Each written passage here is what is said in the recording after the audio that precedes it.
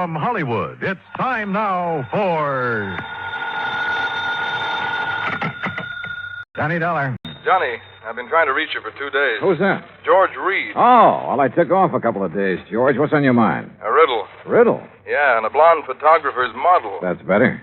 How are you with riddles, Johnny? Not as good as I am with... But go ahead, try me. All right. A year ago, this model married Webster Preen. Preen Hat Company? Was Preen Hat Company. He sold it when he retired. Go on. Well, last week, Preen reported his wife had disappeared. And according to him, when she left home, she didn't bother taking any of her clothes or car or jewelry. And she forgot to tell her friends she was leaving? Right. Not even him. You think Preen told the truth? Johnny, that's the riddle.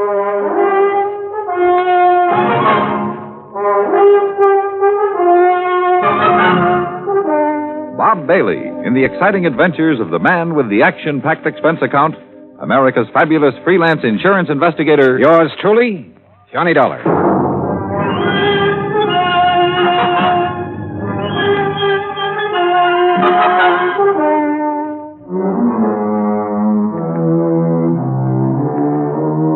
Expense account submitted by Special Investigator Johnny Dollar. To Floyd's of England, American Branch Office, 443 North 15th Street, Hartford, Connecticut. The following is an account of expenses incurred during my investigation of the Mad Hatter matter. Expense account item 1, 85 cents, cab fare from my apartment to George Reed's office. He was seated behind his desk, his lily white nose buried in a copy of Playmate magazine. He didn't look up until I was halfway across the room. Oh, Johnny, come in. Hiya, George. What you reading? I was just taking a look at Bridget Randall. Or Mrs. Preen, I suppose I should call her. Yeah, let's see. Yeah. Very nice. She look familiar to you? Oh, George, you're flattering me. No, really. She should. Oh, why? Well, up until she married Preen, she was a very popular model. Figures. Is that a pun? No. Anyhow, her picture was in everything from the Police Gazette to the Ladies' Home Journal. And after she married him? She retired. Hey, this is a new magazine, George, this month's issue. Well, the picture must have been taken before she was married. Well, what do you know about Preen? Not too much. He's over twice her age, and from all reports has a lot of money. I'd bet on it. Their marriage caused quite a stir. You know, real winter and spring stuff. The newspapers played it up big. Where were they married? New York. She'd done some ad work for Preen's Hat Company. He liked her look. And she liked his bankroll. Cynical, aren't you? Yeah? Anyway, since then, they've been living at his place near Los Angeles. Here's the address. All right, thanks. I called Mr. Preen long distance day before yesterday. He knows you're coming out. What about the police, George? You know who's handling their end of it? According to Preen, it's a man named Steiner, detective lieutenant. I got the feeling Preen doesn't much care for Steiner. George, how much life insurance does he carry on his wife? None. None? Nope. Or if he does, it's not with us. Then would you mind explaining why you sent for me? Not at all. We're not interested in her life. Obviously. That's a pretty callous attitude. Let me finish. We're not interested in her life, but we are in her face. In her what? The fine print reads from a point 2 inches below her chin to the hairline. Come on, break it down, George. Of course. Last year, a couple of months before she married Preen, she took out a special coverage policy in case something happened to her face that would finish her modeling career. You know, like a permanent scar, bad burn, anything like that. Uh-huh. She received quite a bit of publicity at the time, and it didn't exactly hurt us either. When does this policy lapse? Well, that's why we're so concerned, Johnny. When she married Preen, she announced that she had given up modeling for good. So we quite naturally thought she wouldn't renew the policy. But she did. Yes. And just 10 days before she disappeared. How much did you people bet that she wouldn't ruin her face? The amount she earned year before last. $25,000. Expense account item 2, 85 cents cab fare back to my apartment. On the way, I had the cabbie stop at a newsstand where I spent $50 of my hard-earned cash for a copy of Playmate magazine. Yeah, there was no doubt about it. Mrs. Webster Preen was the kind of woman any red-blooded American boy over 30 would be eager to locate. Item 3, $190 plane fare, Hartford to Los Angeles, then a cab to the Statler Hotel. I checked in, made arrangements to rent a car, then put in a call to police headquarters. Lieutenant Steiner was out, so I left word for him to call me, had lunch, and then drove out to the San Fernando Valley. The Preen home was one of those Spanish stucco and adobe jobs, 2 stories, probably 30, 40 years old. It sat in the middle of some 2 acres of orange trees, with a plaster wall around all the property, separating it from the subdivision on one side and a main thoroughfare on the other. I walked up to the front door and rang the bell. In a moment, it was opened by a beautiful blonde. If she hadn't been wearing a nurse's uniform, I might have mistaken her for Bridget Preen. Yes?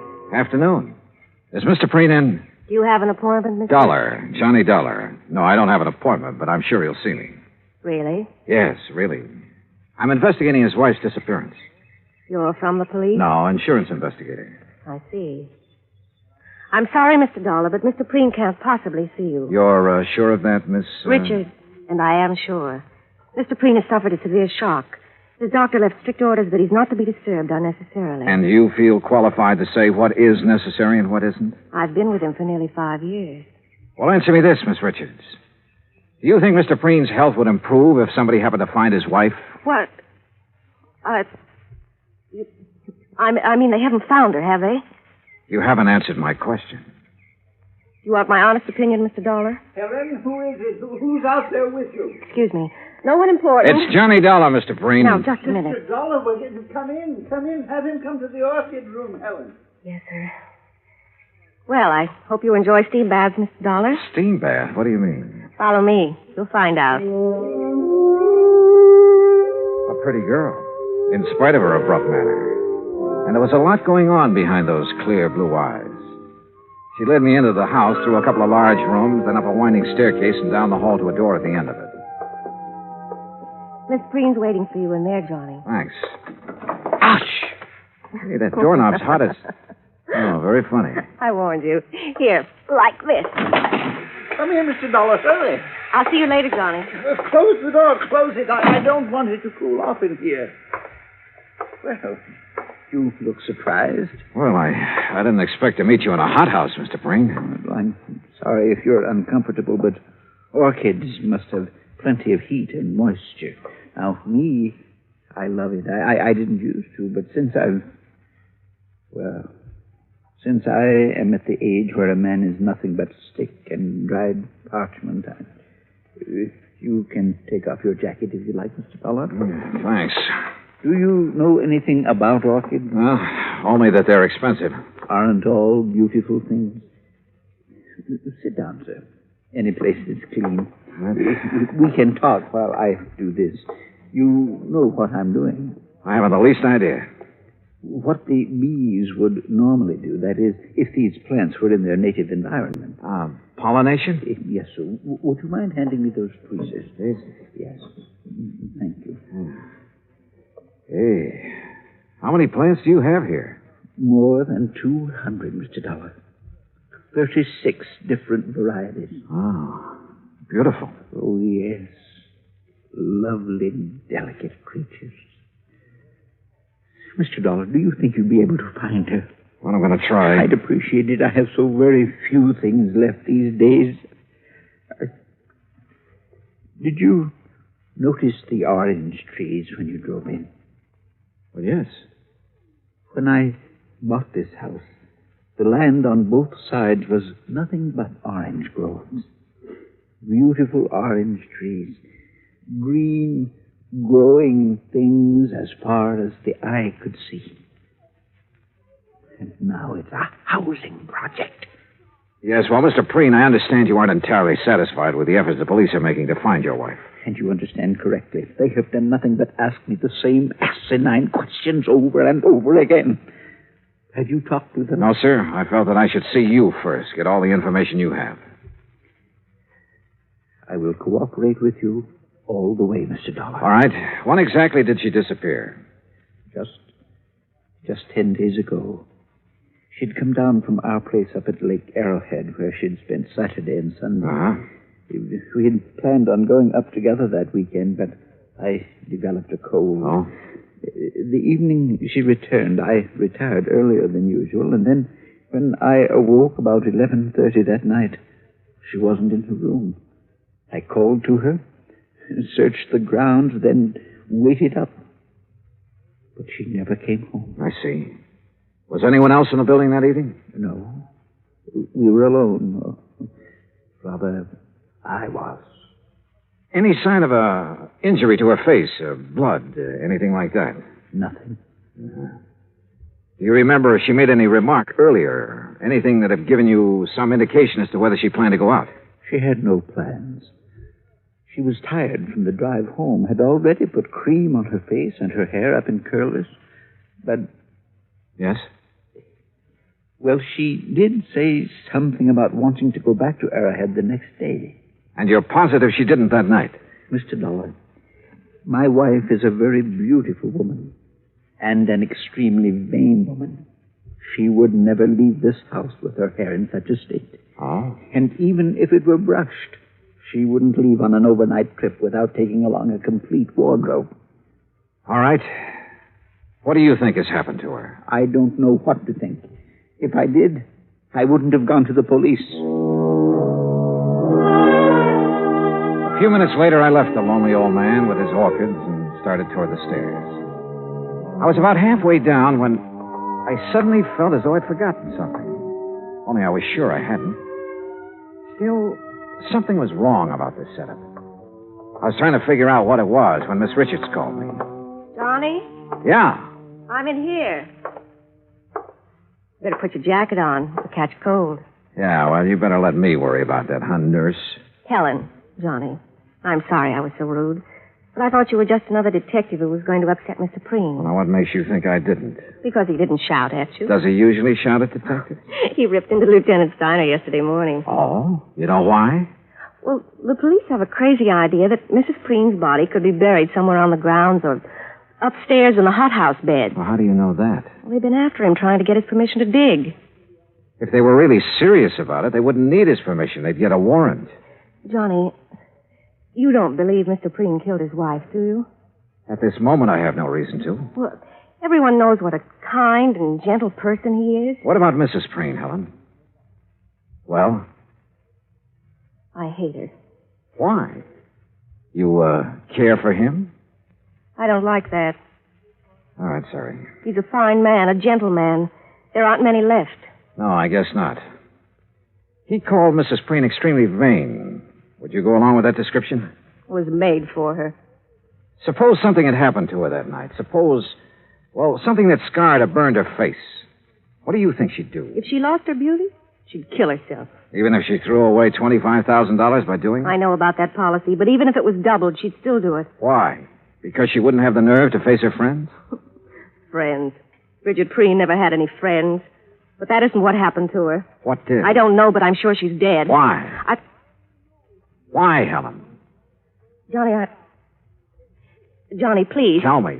Now, come on. I know you have a good reason for saying that. Now, let's have it. All right. Come over here. I put them away in this drawer. See? What are they? Caps. What? Plastic dental caps.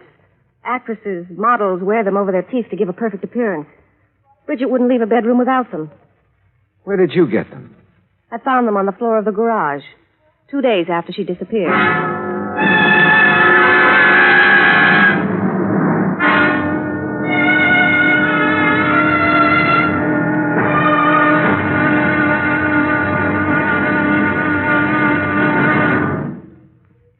Now, Act Two of yours truly, Johnny Dollar, and the Mad Hatter Matter.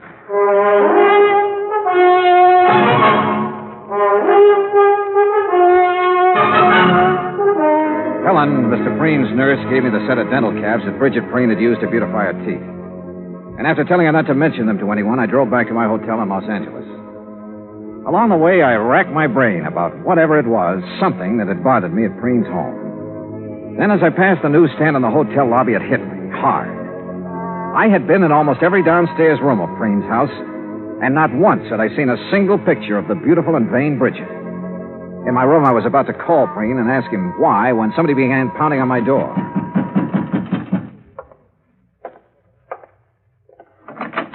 Well, Dollar, we seem to have had a hard time making connections, didn't we? I'm Steiner. Oh, how are you, Lieutenant? Fine, just fine. And I think I've got our little case all sewed up. That's so? Yep. You mind if I rest? No, go right ahead. Thank you. See, we've been checking back on Miss Preen's activities for the past few weeks. Uh-huh. Been making quite a few weekend trips, ain't she? I wouldn't know. We figure she found herself a new man, a young man, and took off for parts unknown. What about her clothes? Why didn't she take them? She didn't want to take what old Preen had given her. She's too proud. A little too proud to be true. She had enough things paid for out of her own money to last a good many years. Oh, now, Dollar, you guys let your imagination run away with you. Now, you look at this realistic. Here's a girl in her 20s married to a man who's content to sit home and wait for the golden chariot. And maybe she's content to sit there with him at first, but it ain't normal she should for long. Yeah? You locate anyone who's seen her out with another man? Nope. Tried to. That's the thing that's still stuck in my craw. Well, I don't think you will. Why not? Because she was smart, a smart woman. If she had a boyfriend, and I'm not disagreeing with you on that score, she was very discreet about it. Mr. Dollar, I'm not sure you were aware of it, but each time you mentioned Mrs. Preen, you referred to her in the past tense. Why? Oh, no. Don't tell me I fell for the oldest trick in the business. Come on, Dollar. Stop playing games and answer me. Oh, you should talk about playing games, Steiner. Sorry, but I wanted to throw you off guard. Oh, you did, pal. You did. What did you learn bird-dogging around today, Dollar? Nothing, Steiner. Nothing, Look, really. you either let me have all the information you've received today, or tonight you'll be on your way back to Hartford. Now, which is it? Okay. Preen's nurse, Miss Richards, found these on the floor of the garage 2 days after Mrs. Preen disappeared. You know what they are, I suppose. They don't have to be Mrs. Preen's. Take a look at this chart, Dollar. We got it from her dentist last week. Now look at the caps. Okay. What are you going to do? What do you think? Arrest Webster Preen for the murder of his wife.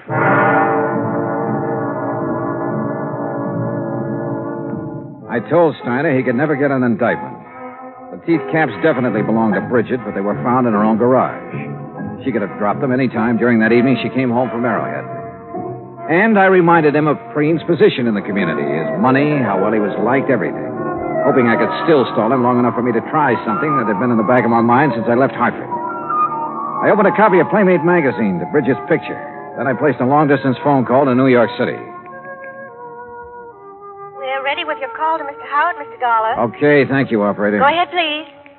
Hello? Hello, Mr. Howard. This is Johnny Dollar, insurance investigator. Yes, Dollar? A client of ours has her picture in the current issue of your Playmate magazine. Oh, yes. Lovely girls, Mr. Howard, her name is Bridget Preen. Bridget Preen? Or Randall. Bridget Randall. Oh, yes, I know her very well. Well, where is she? We aren't sure yet. Mr. Howard, I've got to know when that picture was made and the address of the photographer who shot it. Have you got that? Yes, you just hold on. Now, I remember now I was surprised to see Bridget after all that talk about retiring. Yeah. Yes, here it is. The photographer's a new one as far as we're concerned. What's his name? Tracy. Russell Tracy. Address? Box 17. Got it? Box 17. Lake Arrowhead, California. What? Lake Arrowhead. You ought to know where that is. Yeah, I do. It took me a little less than 2 hours to drive up to Lake Arrowhead. When I reached the village, I stopped in at the post office. Yes, sir. What can I do for you? Well, I'm looking for an old friend of mine. He's got a place up here somewhere. What's his name? Tracy. Russell Tracy. Oh, yeah, sure. Nice little cabin on the lake, about a half a mile down toward the left. You just follow the road. Okay, thanks. The cabin just before you get to Russell's has a big mailbox out in front with the name Preen on it. Got it? Preen? Yeah, I sure have.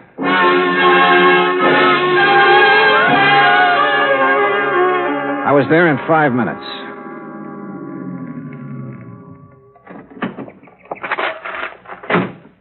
It was small, 2 rooms at the most. A dog came from the direction of Preen's cabin to bark at me, then went back into the woods again.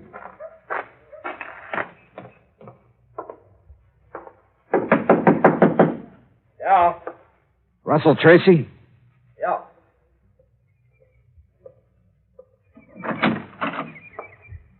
Who are you? Name's Dollar, insurance investigator. May I come in? Yeah, come on in. Thanks. Oh, Mr. Dollar, what's this all about? Bridget Preen. Oh, wait a minute. You wait, I'm friend. not... That's a very good picture of her in Playmate. You tell her you sold it? Yes, I did. When? The day you decided to submit it? Or after it was sold and too late to start publication. Or not until some other photographers started calling her home to see if she'd come out of retirement. Now, look, Mr. Dollar, I haven't done anything wrong. I didn't say you had. I mean it, Dollar. All I did was take some pictures of her. I didn't have any reason to kill her. Who said she was dead?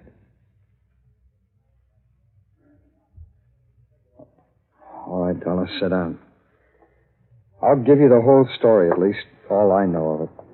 Go ahead. Bridget liked modeling. She liked it better than anything else, I guess. And when she found out I was a photographer, well, she was over here most of the time. What about the day she disappeared? I'm getting to it. I'd needed some money a few weeks before that. I needed it bad. I had a run-in with the law in Texas a couple of years back. I haven't been able to hold on to a good job since. Go on. Well, I had this one shot of her, and I knew it was right, so I sent it in without her knowing about it. When did she find out? Well, like you said, photographers called her house. Her husband answered one of them. You ever meet her husband? Yeah, a couple of times when he was up here. He knew you were a photographer? He's been trying hard to get back at me for taking that shot of his wife. How do you mean? There's a dry well out in the back, about 20 yards from the fence line.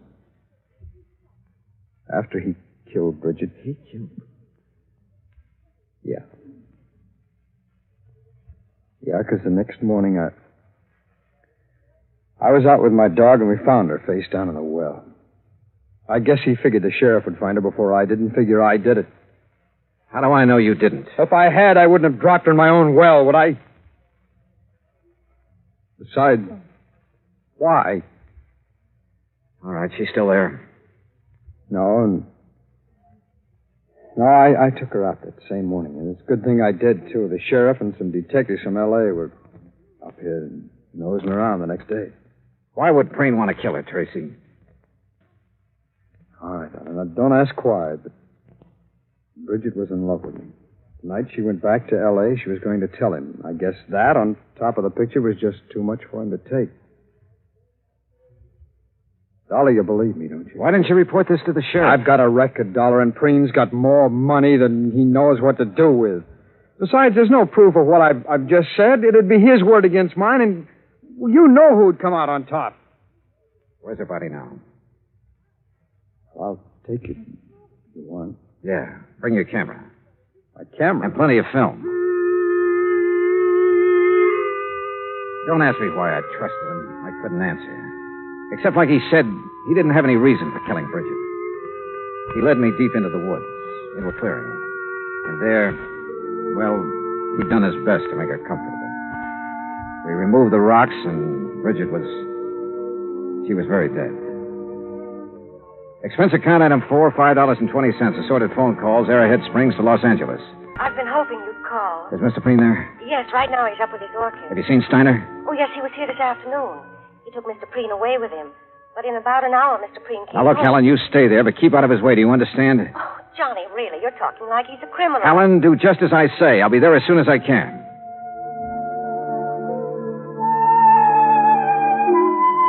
After seeing that Russell Tracy was safe and in the custody of Steiner, I took the freeway out to the San Fernando Valley. It was a little after 9:30 when I pulled into the Preen driveway. The porch lights were on, and Helen opened the door. Johnny, you look awful. You had dinner? No, not yet. Well, let me fix you something. No, please, Helen, no thanks. What's in the envelope? Nothing important. Where's Mr. Preen? Where do you suppose? Upstairs with his orchid. Would you mind if I went right Of up? course not, Johnny. You go ahead. When your dinner's ready, I'll call you. Yeah, okay, thanks. Careful of the doorknob. Yeah, I remember.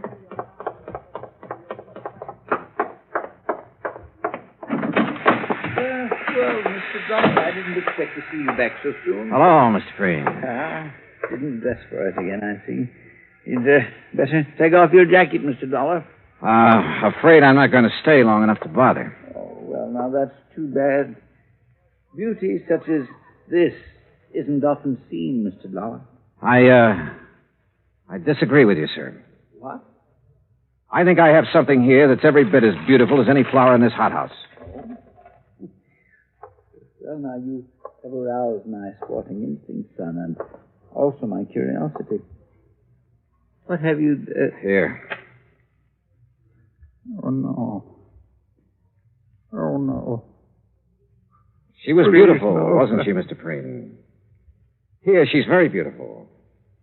But here, Oh, no. look at this picture. Taken just a couple of hours ago.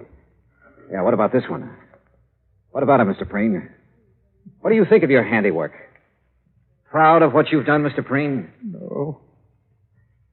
No, please. No more, please. Why did you do it? I had to. I had to. She was going to leave me. Like everybody else had done. Everything does. She was going, and I couldn't let her. I just couldn't let her go. The hunch had been right. After he'd killed Bridget, Preen had not been able to face the many photographs of her about the house, or any pictures of Bridget, as we learned. One photograph had caused her death. The others we took later put Bridget's husband away for the few remaining years of his life. Expense account total, including car rental, hotel incidentals, and transportation back to Hartford, $870.40. Yours truly, Johnny Dollar.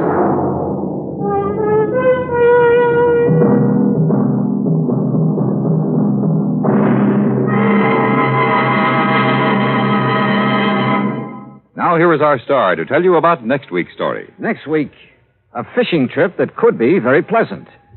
Except that one of the fishermen is deaf. Join us, won't you? Yours truly, Johnny Dollar. From Hollywood, it's time now for Johnny Dollar. Paul Brennan, Inter-Allied Insurance Company, Johnny. Oh, hi, Paul. How's the world doing by you? Oh, I got troubles. Oh, like what? Like Albert W. Winkler. Winkler? Who's he? Maybe you mean who was he? Well, which is it? Well, that's the trouble, Johnny. We don't know. Huh? Well, he's disappeared, and with him a hunk of emerald worth exactly 100,000 clams. Wow. Well? Sure.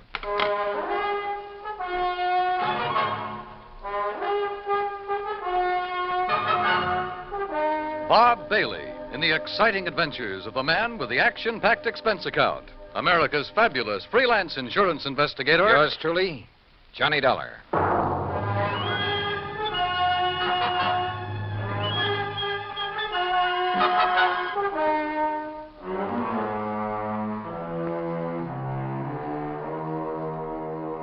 Expense account submitted by Special Investigator Johnny Dollar to the Inter-Allied Insurance Company, Dawson Building, Hartford, Connecticut. Following is an account of expenses incurred during my investigation of the Blooming Blossom matter. Expense account item 1, $1 even. Taxi from my apartment to the offices of Inter-Allied, where Paul Brennan wasted no time in getting to the point. Albert Winkler was a partner in a small jewelry firm down in New York. Real exclusive type place. Fluid and Winkler? Yeah, that's the outfit. Well, a few days ago, they got hold of an emerald. It's called the Green Eye of Calcutta. And, Johnny, the darn thing's big enough to choke a horse. Okay, Paul, okay. I don't think you need go any further. No, wait. They plan to put it on an exhibition at the big international jewelry show in Chicago next month, and Winkler took it home to work on it. Oof.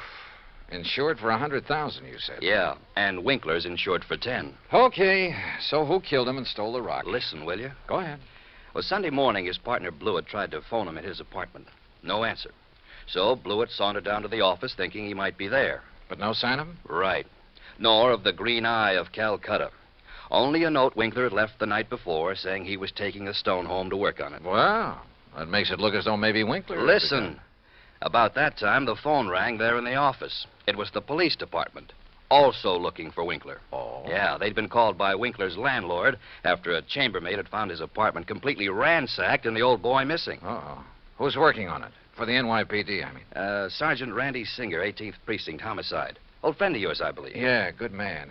Has he come up with anything? Nothing. Well, Johnny? Sure, Paul. Now? Now. Item 2, another $1 for a taxi back to my apartment where I slicked the stubble off my face, showered, dressed, and was about to head for New York when the phone rang.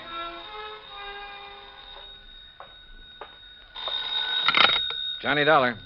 Johnny Dollar? That's right. Oh, good. Well, who's that? Oh, yes, of course, Mr. Dollar. Huh? I must talk with you, sir. It's important, very important. Well, who are you? Me? Well, This is Wilbert Kenworthy Blossom. Yes, and I must see you right away. What's this all about, Mr. Blossom, did you say? Oh, why, that's right. How did you know that? Is this some kind of a gag? Certainly is not. And to think that now I'll be working with you on a... Oh, it's wonderful, just wonderful. What are you talking about? Why, you, don't you see? I follow every single one of your cases, sir. Either in the newspapers or on the radio. Oh, I'm your biggest fan. Is that all you called to say, Mr. Blossom? It is not. I'm calling about the mysterious disappearance of Mr. Albert Winkler. Winkler? You know something about him, his whereabouts? I certainly do. Where are you, Mr. Blossom? Here at my house in New York, and I'll be waiting for you, sir. Goodbye. No, wait. Give me your address. Oh, yes, of course. How could you know where to come if I hadn't given you that? Yeah. That was silly of me. Well, goodbye. The address, man, the address. Oh, of course. Yeah. It's 825 East 73rd Street.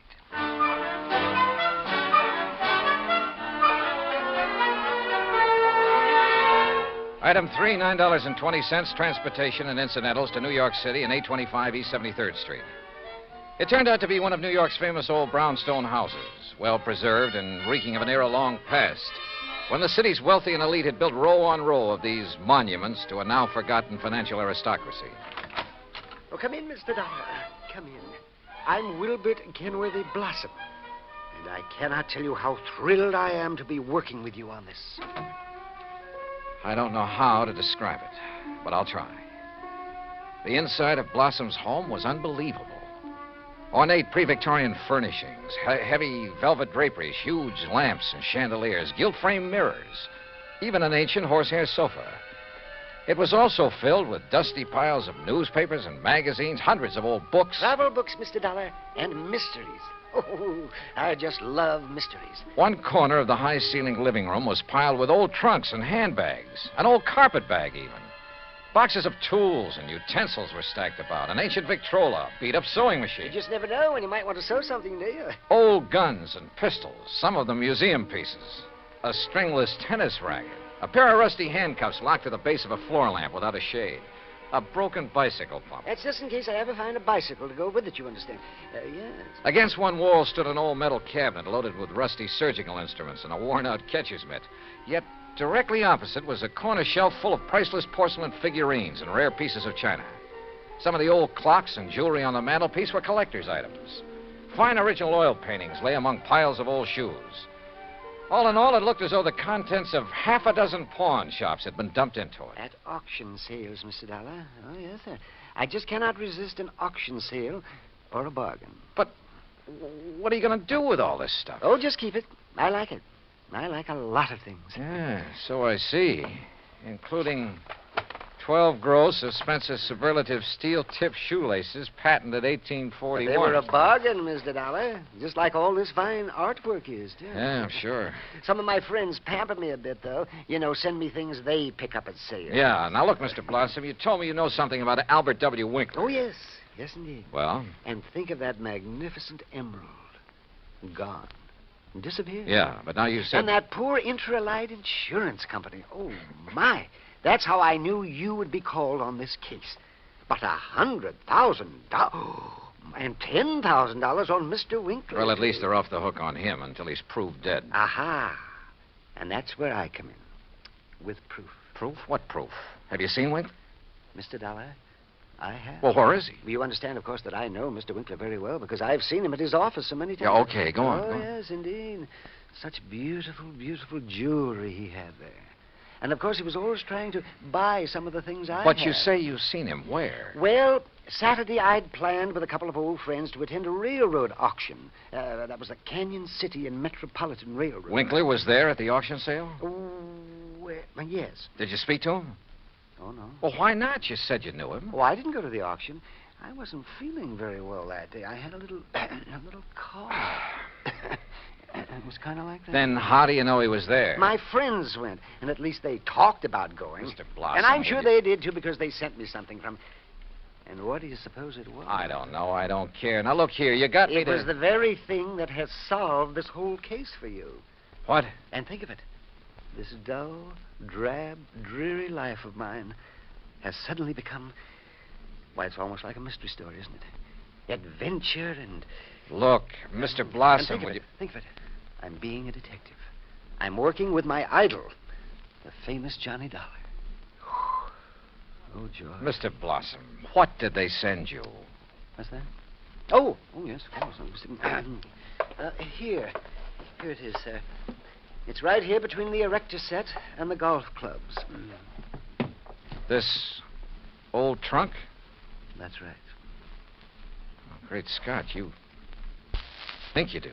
But at first, of course, I thought of calling the police. But knowing all about you... Mr. Blossom, let me see that. Excuse me. There are a lot of crumpled newspapers on top. Yeah, I see. As old as the trunk. Good Lord. It isn't pretty, is it?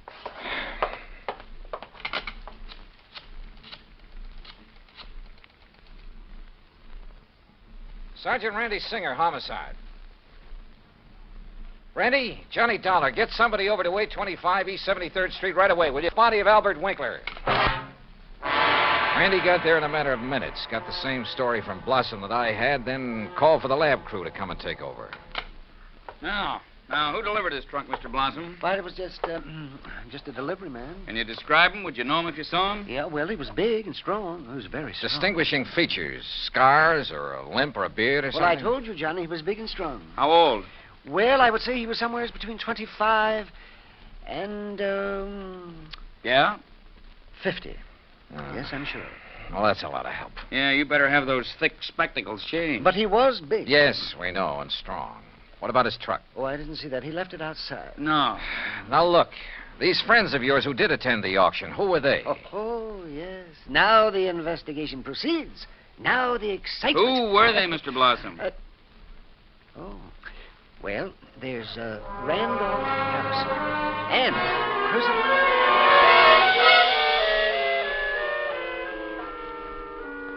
Randy Singer took down the names of Blossom's 3 auction-minded friends.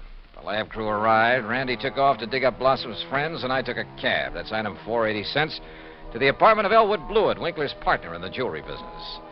Blewett lived alone in a modest but tastefully furnished 5 or 6 rooms on East 52nd Street. Of course, Mr. Dollar. I'll be glad to help you all I can. Albert's death has been a terrible blow. Yes. Well, tell me this, please. Yes?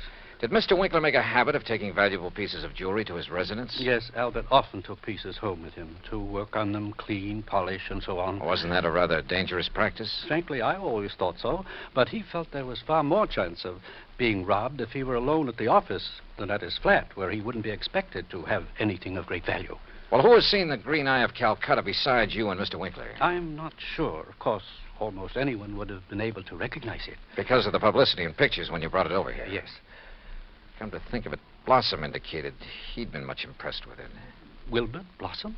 Yeah. You know him? He's been in the office many times. He and Albert were always bickering over pieces that either Bickering? of us had. Well, it was really something of a joke. Albert always wanted some of Blossom's heirloom pieces, and Blossom wanted some of the finer things we had. Did he ever buy? Never.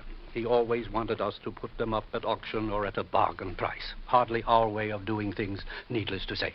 When did you last see Blossom? Why, last Friday. I was busy with an important client, and from the back room where Albert worked, I remember hearing Blossom insist that Albert show him the emerald. What did he? I don't know. The silly argument got so noisy that I closed the door on them. Oh, now, wait. Certainly you aren't thinking that perhaps Wilbert Blossom... I'm not quite certain what I'm thinking, Mr. Blewett. Item 5, 10 cents, phone call to Randy Singer. No, not a thing, Johnny. One of the 3 names on Blossom's list is in Europe. The other 2 did go to the railroad auction, but purchased nothing. Randy, do a couple of things for me, will you? Like what? Phone whoever is stationed at Winkler's place that I want to look it over. Sure, everything is just as it was, including the poker that was used to kill him. Also, I want a copy of the picture of the trunk your lab boys took and the list of Blossom's friends. I'll have them waiting for you. And post a man at Blossom's place. Keep an eye on him.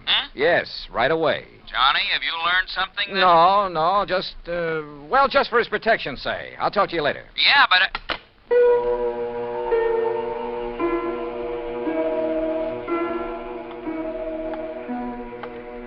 Blossom.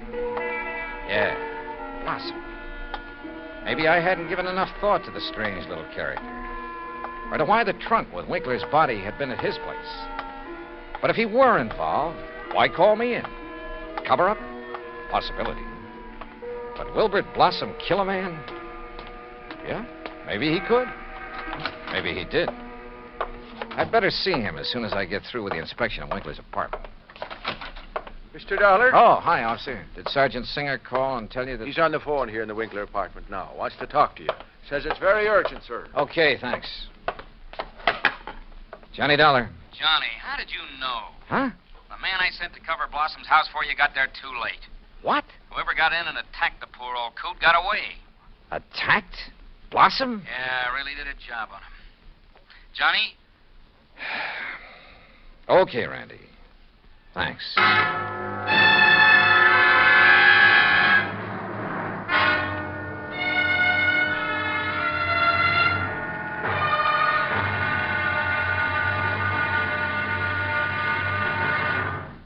Now, Act Two of yours truly, Johnny Dollar and the Blooming Blossom Matter.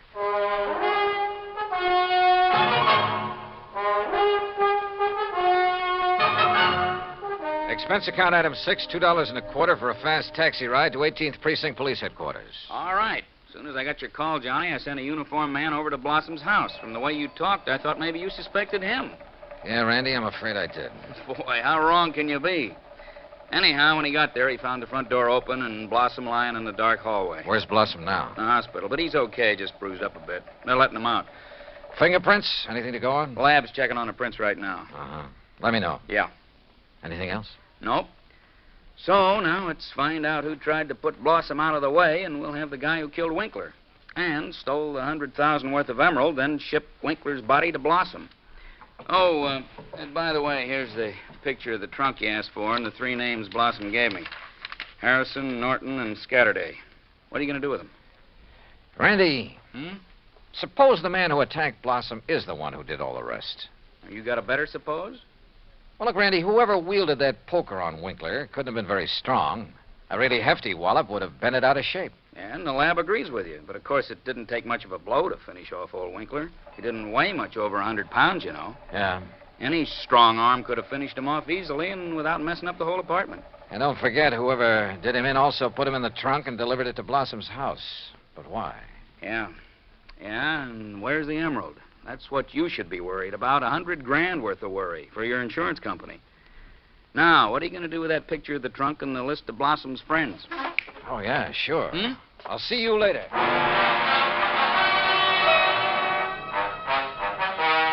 Item 7, $5.50 for a taxi to the warehouse of the Canyon City and Metropolitan Railroad over in Jersey. There, I finally managed to track down a man who knew something about their occasional auction sales of unclaimed baggage and stuff. Insurance investigator, eh? That's right, Mr. McKinney. One of those boys with a fancy expense account, eh? Well, that's a matter of opinion.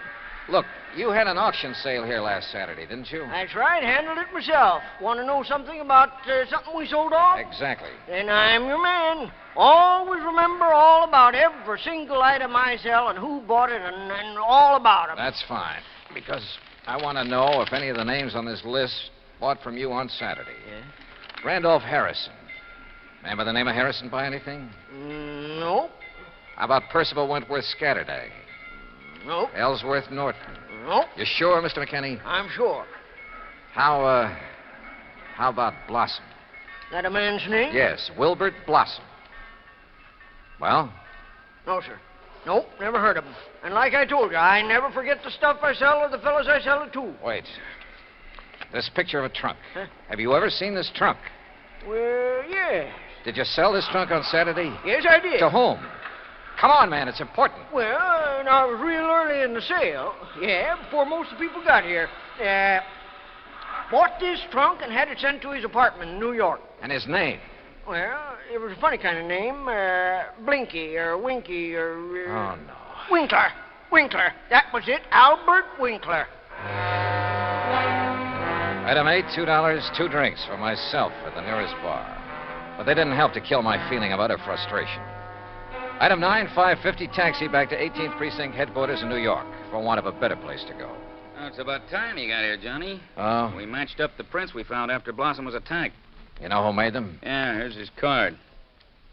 Carlo Corporal Bernasconi. Any reckon? Couple of a dozen arrests, only one conviction. Anything to do with jewelry? Better. Accessory to a hijack operation a couple of years ago. He drove the truck. Hey. Sure. Got a mugshot of him? We got him. Downstairs. Come on, I'll take you down. Randy, what's he look like? Like you'd expect the truck driver to look. Big husky brute. Has he admitted anything? Well, the threat of a murder charge made him talk, all right, but none of it makes any sense. Of course it doesn't. But he's our boy, all right. He killed Winkler, beat up Blossom. I thought your lab decided whoever killed Winkler was a small fella. Yeah, So the theory about the same man killing Winkler and beating up Blossom doesn't work. But, Johnny, holy... Come on down. Let's talk to this Bernasconi. After I make a phone call. Huh? Who to? Yeah? Get me a man named McKinney, Canyon City and Metropolitan Railroad warehouse over in Jersey. Make it fast, please. Yes, sir. Hey, you been over there, Johnny? Just before I got here. Did you find out anything? No, but I'm going to now. Like what? Randy, for the first time, this whole thing is beginning to make sense. Here's your party. Mr. McKinney? That's me. This is Johnny Dollar, remember? Sure do. Good. And say, Now- I've been reading in the paper since you left here about that body found in the trunk over there in New York. Yeah, well, look. Is that the same trunk you was over here asking about? Yes. Now, you told me that trunk was bought by a man who gave his name as Winkler. That's right. Do you remember what he looked like? Sure do. Why, I can give it to you as accurate as if it was in the police file. Well, Height, 5'9", maybe 9.5. go on. Weight, between 155 and 58. You see, when I was young, I worked with a carny show guessing weight and height, and if I didn't guess it right... Yeah, okay. Now, how about the color of the eyes? Well, I noticed them because of the way he squinted through them thick, old-fashioned steel glasses. Thanks, Mac. I'm sending you a 10-spot in the next mail. Well, now... Well, Johnny? Come on, Randy. Let's go down and see this Bernasconi. You find something out new? Yeah, and I don't like it. I don't like it.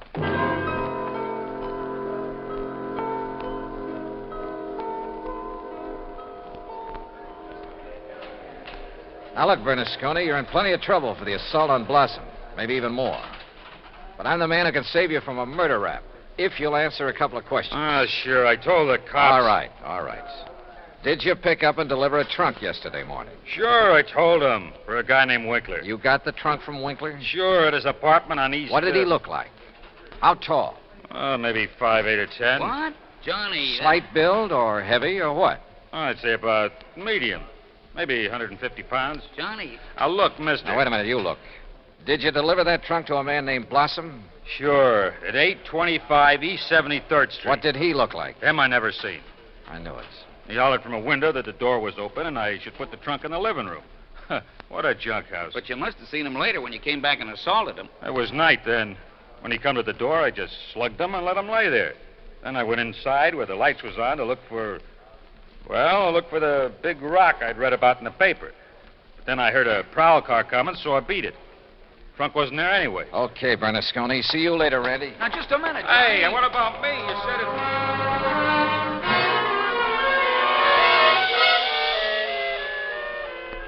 Item 10, 90 cents, taxi to Wilbert Blossom's old brownstone house on East 73rd. Come in, Johnny. Thanks, Mr. Blossom. All recovered from your beating? Oh, of course I am. Here, sit down. You said you wanted to help me on this case. Oh, yes, indeed.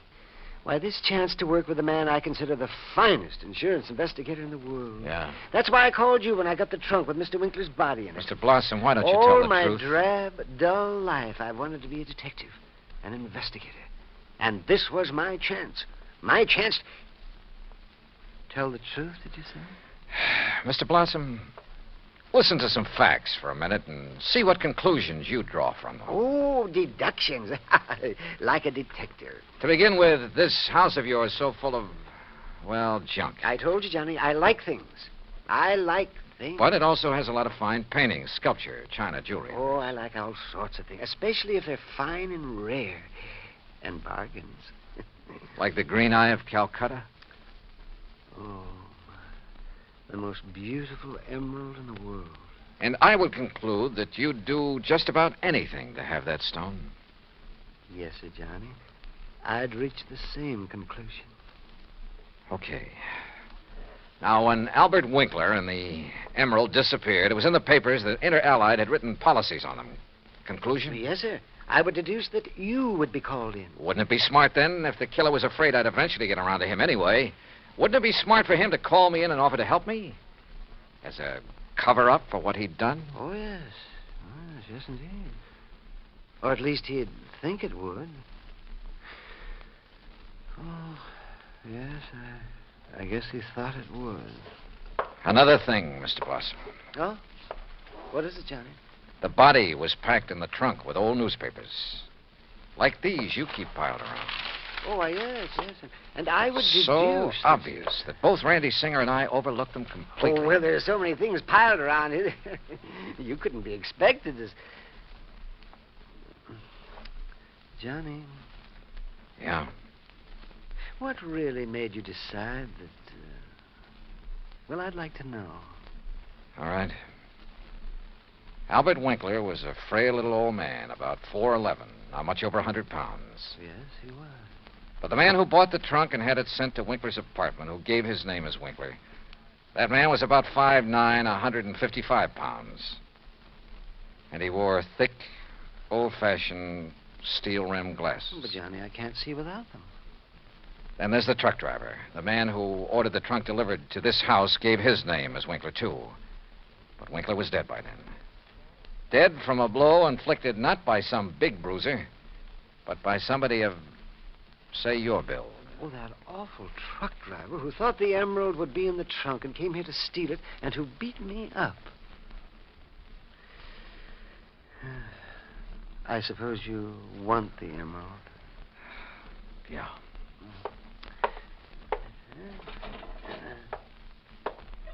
Here, Johnny, I kept it in this old coffee pot that I picked up at an auction sale. Real bargain, too. Oh, isn't it a beautiful stone? Oh, if only Mr. Winkler would have sold it to me. At a bargain, that is. Then none of this would have happened. Well, I guess we better go now, hadn't we? It's such a silly thing. Me trying to act like a detective. I guess I didn't even make a very good killer. Did I? Why? Just this overpowering passion to have things? Maybe. Or maybe it was just a reaction. A last desperate attempt to some way, any way, break from a lifetime of lonely, dull, drab idleness. I don't know. But for some crazy reason, I feel sorry for the funny little old character who turned killer. Expense account total, including incidentals and fare back to Hartford, $61.55. Yours truly, Johnny Dollar.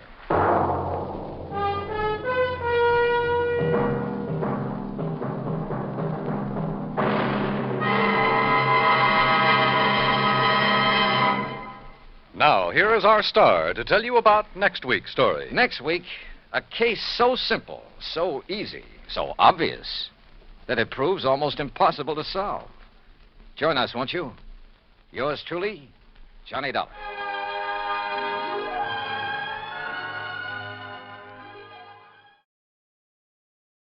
From Hollywood, it's time now for Johnny Dollar. Hillary pukes, Johnny. How's your time these days? Time to live, time to die, you know. What's up? A claim on a $100,000 policy. I want it investigated. 100,000? What kind of policy? Straight life. You sound worried. I am. I think we're going to be taken this time, Johnny.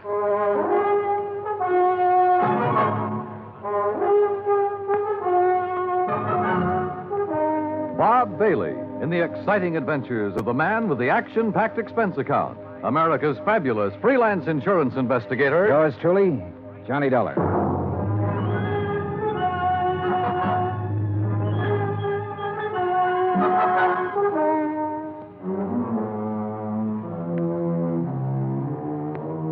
Expense account submitted by Special Investigator Johnny Dollar to Continental Insurance and Trust Company, 657 North Spear Boulevard, Hartford, Connecticut. The following is an account of expenses incurred during my investigation of the DeSalle matter. I'd heard of Dave DeSalle. I guess everybody in this country's heard of him at one time or another. DeSalle Television, DeSalle Radio, DeSalle Electronics. DeSalle appliances, racetracks, theaters, DeSalle this and that. But up until the time I talked to Hillary Fuchs about the case, I had never put a man behind the name. Expense account item 1, $2, 2 drinks. For Hillary Fuchs and myself. We had them in his office out of my bottle over his desk. Just plain worn out with it. Stuck. Ooh, that's some water. Oh. But I'll tell you this. I'm not going to make a present of $100,000 of stockholders' money to anybody. I wouldn't do that either. Drink your drink. Here's to war. Salute. Now, while that's settling, maybe you'll settle down and tell me what it's all about. Dave DeSalle. Know him? I've heard the name, yeah. Well, he's dead. Drowned 4 days ago out on the coast. So? Did you ever see our K policy series? I've heard of it. Well, the premium's about triple a normal life policy. It's designed only for people with big money. Sure. But it's got a feature that makes those people with money look at it a long time. Uh-huh. This clause isn't anything more or less than the old accident clause paying double indemnity. Broken down, we aren't taking much of a chance. The incident statistics are with us. All right, I'll look it up if I need it. Okay. 3 months ago, we insured Dave DeSalle on one of those K policies. 4 days ago, he fell off the back of a yacht and drowned, and we're hooked for $100,000. Well, accidents happen. You betcha, all the time. But I'm not sure it was an accident. At least there's not enough proof in this coroner's report to convince me. You say it happened 4 days ago? Yes. Has a claim been filed yet? Yes, and the beneficiary is the deceased's widow. Inquest? Inquest, burial, everything. Was there an autopsy? No, there was not. Investigation? Yes, it was handled by the local police in San Ladillo. San what? Oh. San Ladillo, a little place about 30 miles south of Los Angeles. 4 days ago. Why didn't you put someone on it then? I did. Bert Kenyon. Here's his last report. No evidence available to dispute coroner's verdict of accidental drowning. Recommend claim be honored. Kenyon. Sounds like cold turkey to me. It may sound that way to you, but I still don't like it. I want it warmed up. Now, look, Bert Kenyon knows his way around. And he can miss like anyone else. I want you to go out there and work with him. Cover it all again. Get at DeSalle's widow. She stands to gain most by his death. Maybe the two of you can come up with something. Well, what do you do about the claim? Deny liability on the grounds that the accident is not proven. Hillary, you will be sued. I'll take that chance. Fuchs was an old chance taker who had been raised in the insurance business. The kind of man who gave a claim every kind of test, and if it still passed, he sat down and smelled the paper it was written on. And if he didn't like that, he'd take his chance. Expense account item 2, $138, plane fare to Los Angeles. Item 3, $3, a telegram to Bert Kenyon advising him of my arrival, which turned out to be at 1 o'clock in the morning, 10 minutes ahead of a fog that blanked out the whole area at the airport. Johnny Dollar. What? Oh, hey, Bert. How are you? Johnny, good to see you. Yeah, good to see you. Come on, I got a car. Well, have you got a cigarette? I ran out 2 hours ago. Sure, man. Here you go. Good to see you. Good to see you, boy. The last time I saw Bert Kenyon was July, a year ago, in Dayton, Ohio. He was there working on an arson claim for the National Underwriters. Before that, I'd run into him in Denver, Portland, and Chicago. And we'd worked together for 2 weeks in New Orleans on the San Antonio case. He sent me a Christmas card every year. I sent him one. We were as close and as far apart as two friends can be. When I saw him this time, he looked tired and thinner. And he lit one cigarette after the other. You'll like San Ladillo, Johnny. Yeah? How's the hotel? Oh, old Spanish job. Big rooms, fireplaces, smells kind of damp all the time. You get used to it. Are you tired? Yeah. Well, tell me about the claim, Bert. Nothing to tell. Routine so far. Oh, Fuchs was pretty worried about it. He doesn't like the coroner's report. You know, Fuchs, worry. That's what he gets paid for. Oh, that's what we get paid for, too. Okay. On the face of it, I'd question the claim right away. Just on the 3 months period alone, I'd question it. You still think it was an accident? I think we should pay up and shut up. I'd like to have met this DeSalle guy, Johnny. Stocks and bonds and pretty blondes. He sure had 'em all. Wait till you meet Mrs. DeSalle. Wait till you see the layup. Boy. And Fuchs worrying about a $100,000 claim. Do you know how much DeSalle's widow is worth?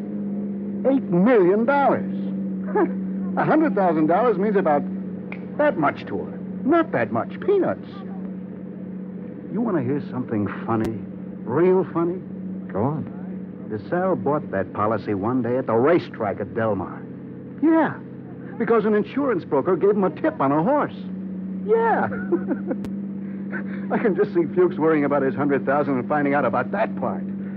How did you find out about it? Mrs. DeSalle, she told me the story. What about her? Now, what about her? She's the beneficiary. I told you, 100,000 doesn't mean a thing to her. Why would she kill him for $100,000? Why not?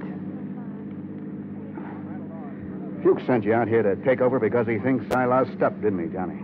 He sent me out to see if I could give you a hand. He wants us to cover the whole thing again. Wouldn't kid an old pal, would you? I'd never try, Bert. I bet you wouldn't. I just bet you wouldn't. In another 10 minutes, we were in San Ladillo, a sprawling little town built around a natural harbor. The houses looked expensive, the boats even more expensive. Kenyon pointed out one house on a hill, a 3-story affair with an acre or so of lawns around it. He explained it was the DeSalle home. I checked into the San Ladillo Hotel and got a good night's sleep. Next morning, Bert Kenyon and I went over to the statements of everyone who had been on the yacht the night DeSalle went overboard. Then we went out and interviewed everybody again, including Mrs. DeSalle. It's getting awfully dull. You understand we have to do this. All right. Dave and I were having drinks with a few friends. He said he felt like getting a little air. He went up on deck. A few minutes later, someone was looking for him. Mr. Burke. It might have been. Well, that's what's on your statement. All right. Mr. Burke. We couldn't find Dave, and then I remembered he was on deck. We went up there and saw his hat floating on the water. We looked around. We didn't see him. I sent one of the crew to call for help. They fished him out an hour or so later. You were never on deck until then? No, I wasn't. Who were they? You said they fished him out. The police. Someone. I don't know. There were a lot of men. They tried to give him artificial respiration. Well, what did you do? I watched. What else was there to do? Hard thing to watch, Mrs. DeSalle. Your husband just drowned. Yes. Yes, it was. Is that all? Yeah. That's all.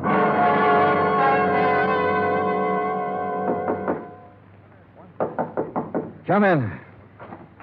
Hi. Oh, what's all this? Thought you'd be in bed. Just going over the reports again. Well, what do you think? Oh, I don't know. I'm trying to make up my mind, Bert. About Mrs. DeSalle. The way she looks, the way she acts. I told you she was something. Yeah, sure. 50 men would sell their souls to be tied up with her one way or another. She had help, Bert. What? She had to have help to kill him. A dozen people swear she was below drinking martinis with him, so someone was up on deck waiting for DeSalle. What have you got to go on? DeSalle swam the English Channel 20 years ago. He should have been able to swim 20 feet to a gangplank. Drunk or sober, he should have been able to do that. I knew about that swimming business. Expert swimmers drown all the time. We both know that. What else? Well, why didn't somebody hear him yell? Maybe he didn't. Everybody lets out a yell in a situation like that, falling or in the water. There were a dozen people aboard. One of them should have heard him yell. Yeah, I guess you're right. All right, suppose he didn't yell. But suppose this coroner made a mistake about the bruises on the side of his head. Suppose they happened before he went over the side. It'd be hard to prove now, Johnny. Oh, look, she's got a boyfriend somewhere, Bert. She had to have one. The servants can be gone over. Somebody at the house has seen him. He's called her, sent her messages. He's our boy. We can bring him out in the open. We'll get help from Los Angeles. We'll call the legal department and get them busy. Get permission to exhume the body and have an autopsy. We'll bring... What? Let this one go, huh? What? Drop it. It's just lousy enough to get by, Fuchs. We got a good case, Bert. I know. I've known it all along, Johnny. A sellout? Mrs. DeSalle offered me the whole 100,000. The whole 100,000, Johnny, to let it get by. Who helped you do it? I don't know. I wasn't interested anymore when she came up with the offer. Look, what does DeSalle mean to you and me? Nothing. He had a whole life, the best it could give him. We can't bring him back. I'll split the 100,000 with you, Johnny. We'd have a little chance for some things, too. Johnny? Bird. No deal? No deal. You're a good dick, Johnny. Stand up. Oh, put that thing away. I've been looking a long time for a mark like this. Now you've lost it up, and I have to beat it. Turn around. Bert. So long, Johnny.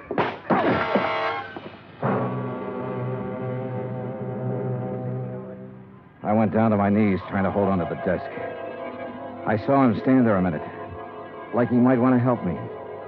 And then he was gone. I did everything I could to make my feet, but my legs wouldn't work. And then it was all over.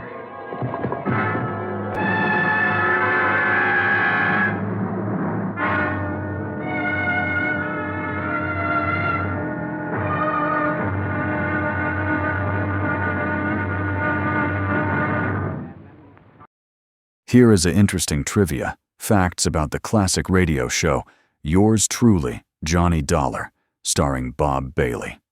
Each episode opened with Johnny introducing himself as the man with the action-packed expense account. The show's clever format, framed as a written expense report, became one of old-time radio's most recognizable storytelling devices. Now, Act Two of Yours Truly, Johnny Dollar, and the DeSalle Matter.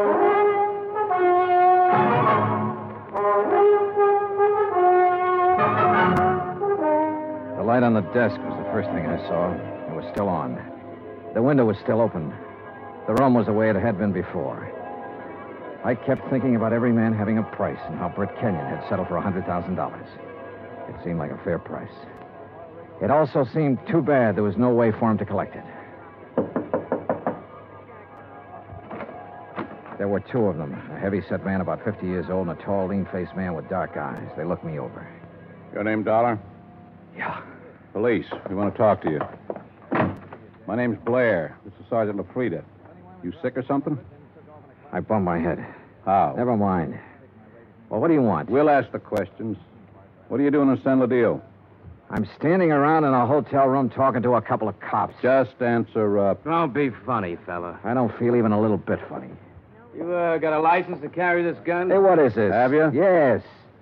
Your meat-handed friend ought to put it down or it might go off. Been fired, Tom? Meat-handed, huh? That's what I said. I'll remember that. Okay. Tell us about it. Tell us what you're doing here. And don't waste a lot of time doing it. I'm an insurance investigator. Tell this goon to back away and undouble his fist or I'll break a chair over his head. Are you going to try to be tough, baby? I'm going to try to find out what this is all about. You want me to pop him open to see if he's as tough as he sounds? Behave yourself, Tom. Let's see something that says you're an insurance dick. Top of the dresser. Bring it over, Tom. Sure.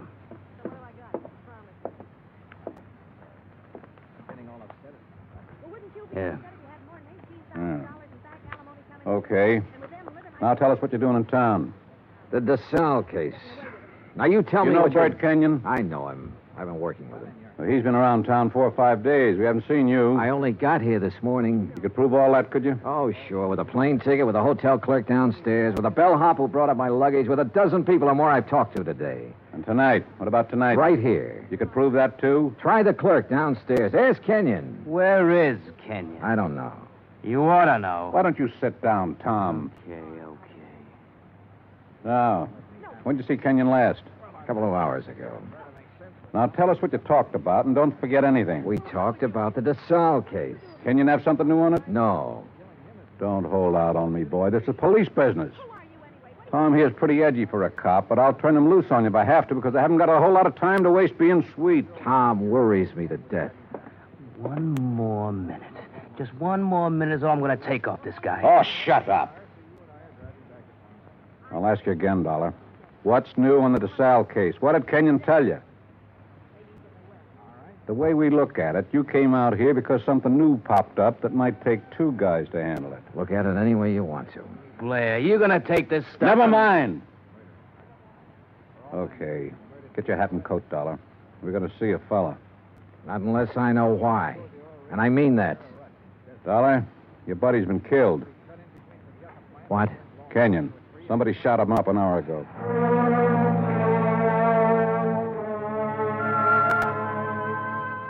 I put on my clothes and we went downstairs and climbed into a battered-looking police car. Tom LaFrida drove. I sat with Blair in the back seat. No one said anything.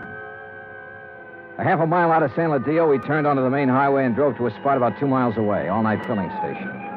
There were a couple of highway patrol cars there, an ambulance, and men in dark suits who looked the way policemen always look. Wait here. Keep an eye on him, Tom. Sure. Be just a minute. He's a soft old gink. I suppose you're hard. I know how to handle pinballs like you. Before we're through, you and me, we'll have it out. Okay, Dollar. Get out. Yeah, sure. Tom, put the spotlight on him. Okay. Good. Now, Posey. Posey, take a good look at this man. You ever seen him before? No. Look good. Take your time, boy. No, man I saw was shorter by this much. He wasn't as husky. Okay. You go in back of your place there and get some sleep, boy. That all? There'll be more by morning. Go along now. Sure. Night. What was all that? Tom, get out. You stick Sure. around here with Dick and Wally. Okay. You're the boss. You get in the front, Dollar.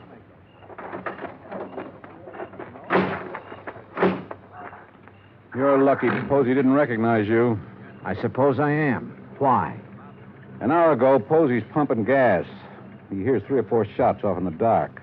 Then a car starts up and gets out of there real fast. Then Posey sees your pal Kenyon stagger out across the highway, full of lead. Kenyon drops dead right in front of the station. That's him they're mopping up now. We had half an idea you might have been the man beaten in the car. That's a dumb idea. Yeah, he was shot close up, like it was somebody we were just standing talking to. An old friend. You're an old friend of his. Blair, you got it all wrong. Huh? We haven't been friends for 3 hours. His full name was George Blair. He'd been on the Los Angeles force 12 years. Then they retired him at half pay when a holdup man shot off part of his right foot. He'd taken the San Ladillo job because it was the only police force he could find that would take a man who limped more than a little. Expense account item 4, 20 cents coffee for Lieutenant Blair and myself. I don't know. Maybe we went at you the wrong way in that hotel room. That's my fault. But a man's been murdered, and I get excited about things like that. I don't blame you. No hard feelings. No. As long as I don't have to do business with your boy, Tom. Yeah, I got Tom LaFrida and 3 other boys. None of them worth the press in their pants. I need help, darling. What? This town's popping open tonight. Your buddy got it. It's tied in with this DeSalle thing somewhere. You're sure he didn't have anything new for you? No. You wouldn't want to tell me about that bump in your head, would you? Not right now, no. My boys are so green, they tromped all over the boat the night DeSalle drowned. They loused up anything that might have helped me to find out how he went over the side. They banged his head against the dock a few times, bringing him in. I couldn't tell if the bruises were there before or after he was in the water. You don't think DeSalle's was accidental? I was murdered. She had somebody do it. Well, why didn't any of that come out in the coroner's report? My coroner runs a drugstore when he isn't being a coroner. If you feed him enough scotch, he'll tell you whether somebody's dead or not. He don't know from nothing. You know, the thing that kind of got me was this Kenyon. He went along with that coroner's report. I know that. We both know that. All right, I'll lay it on the line. I need help, Dollar. If I'm going to get anything done, find out who killed Kenyon, and get at this DeSalle thing, I need help. All right, I'll help you. I was hoping you'd say that. More coffee? No. Dollar. What? You can start by telling me about that bruise in your head. Kenyon. He sold out, did he? Yeah. To Mrs. DeSalle. He covered up for her in the reports he sent in. A man back in Hartford got suspicious and sent me out to make a recheck. Yeah, I guess something like that. No dummies, those claims men. Look, who'd he say was in on it? He didn't say. I don't think he really knew. At least not any more than you and me. No wonder you didn't want to talk up that kind of news. Kind of hurts, doesn't it? Like having a bad cop around. You should know. I know. Well, how do you feel? Mister, I feel lousy. A friend of mine's been shot. What's more, he died a bum.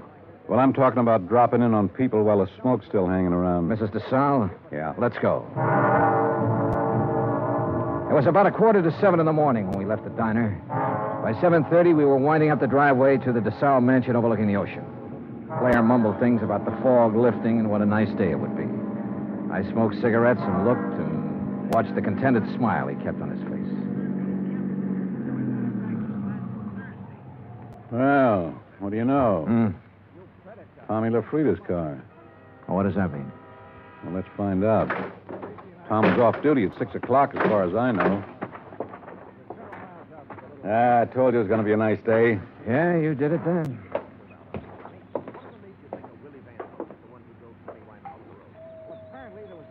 Nice place. The only thing nicer is Buckingham Palace. Mrs. DeSalle picks up all these little knickknacks when we probate that will. The boat down there, everything. Nice. Yes? Mrs. DeSalle, please. At this hour of the morning. She's still asleep. Yeah, we kind of guessed she might be in bed. You tell her the police are here and want to talk to her. Police? Now, you got it. Yes, sir. Just a moment. That's you, Blair? Hello, Tom. I'm waiting to see her, too. Thought she might have a little something to say that'd help in that Kenyon killing and be willing... You remember Mr. Dollar? Mister? That's what I said, Tom. What is this? He's giving me a hand. You trust him. Better than I do you. What kind of a crack is that? No crack. Just that you're always talking when you ought to be listening. Besides that, you've been drinking again. Go on, get your hat and get out of here. Don't I just gave you an order. Beat it. Okay. Oh, he'd like to kill somebody, that bird. I'm not so sure he didn't. You got a gun in that coat? No. Take mine. What? I don't like him being here. It just came to me. He was the first one down at the dock the night DeSalle got it. The first one. Her boyfriend? Could be. I can't awaken Mrs. DeSalle. You'll have to come later. Well, we'll handle that part. Which room is hers? But you can't come in here Which like this. room? Top of the stairs, the first door. Oh, you run along and buy yourself a cup of coffee. Come on, Dollar. You can't go up there at this hour of the morning and break in on her. Mrs. DeSalle. No. Hey, get the light switch. Yeah. Come near me, please. Don't come near me, please. Please. Oh, please, I won't tell. I won't tell anyone. Mrs. DeSalle, I just... Beaten up. Good Lord. Please. Oh, please don't. Look, Mrs. DeSalle, we aren't going to hurt you. Tell us who did this to you. Tell us why. Tom LaFrida? Was it Tom? Tom helped you get rid of your husband, is that right? We know that's right. Now, what about Kenyon? Tom killed him. LaFrida killed him. Why? He wanted money to get away. Tom said it'd be easier to kill him off than let him go. Tom did this. Why? He said people would be around to see me. Not to talk about anything. Not to talk about anything. This is George Blair. Get an ambulance over to the DeSalle place, fast. He said he loved me. He never loved anything in his life. You big, fat pig. Turn around and get it. I'll warn you, Tom. Dollar's got my gun. He's next. You look at mine. You all right? Okay, here's one in the ceiling. You? Okay. He's gone. What made him, Dollar? What made him? All these knickknacks. And her.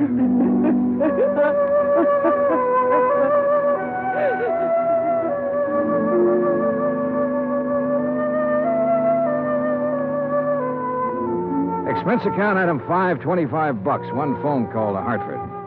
I told Hillary Fuchs the whole story, and he promised to send out the necessary legal aid. Item 6, $10. Flowers for Bert Kenyon. Item 7, $2. One drink. To one good cop with a bad foot. The drink cost $1. The glass cost $1. The drink for the good. The smashed glass for the bad. Oh, yeah, it was hammy, but it made me feel... Expense account total, $416. Remarks, none. Yours truly, Johnny Dollar.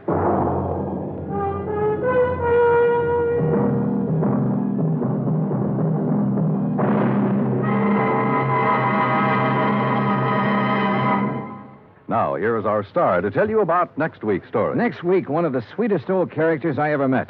And with him, one of the cleverest killers. Join us, won't you? Yours truly, Johnny Dollar.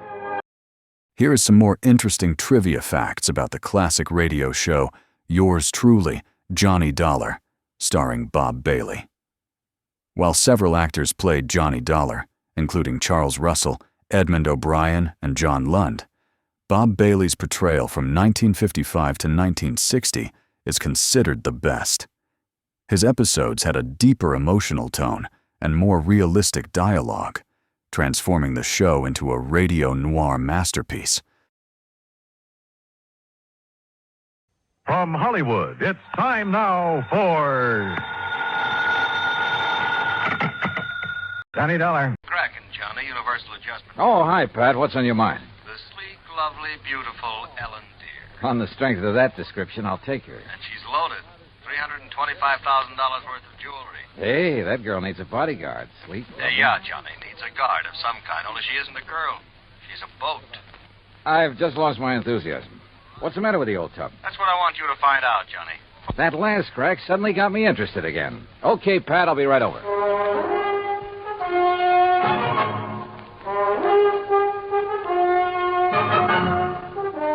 Bob Bailey in the exciting adventures of the man with the action-packed expense account. America's fabulous freelance insurance investigator. Yours truly, Johnny Dollar.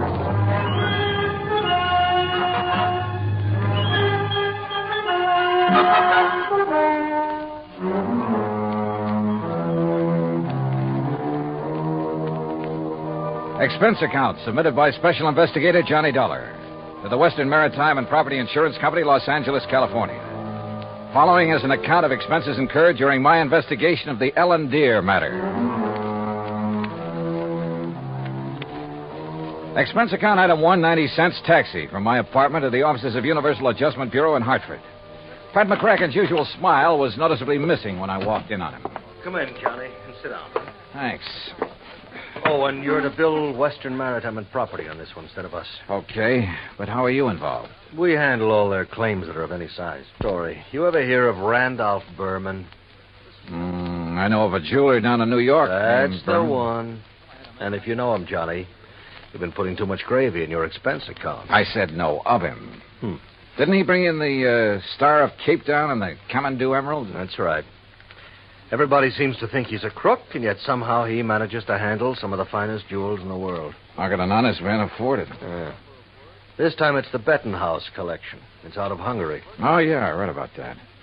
Only I thought somebody down in Mexico owned it. Yeah, a fellow named Rigo Mariani down in Guadalajara. He's the one who sold it to Randolph Berman. Okay, now. Is this Ellen Deer you mentioned Berman's wife? No. Former wife. He's on about his fifth. All beautiful, dumb dolls. But more important, it's the name of his 72-foot motor cruiser.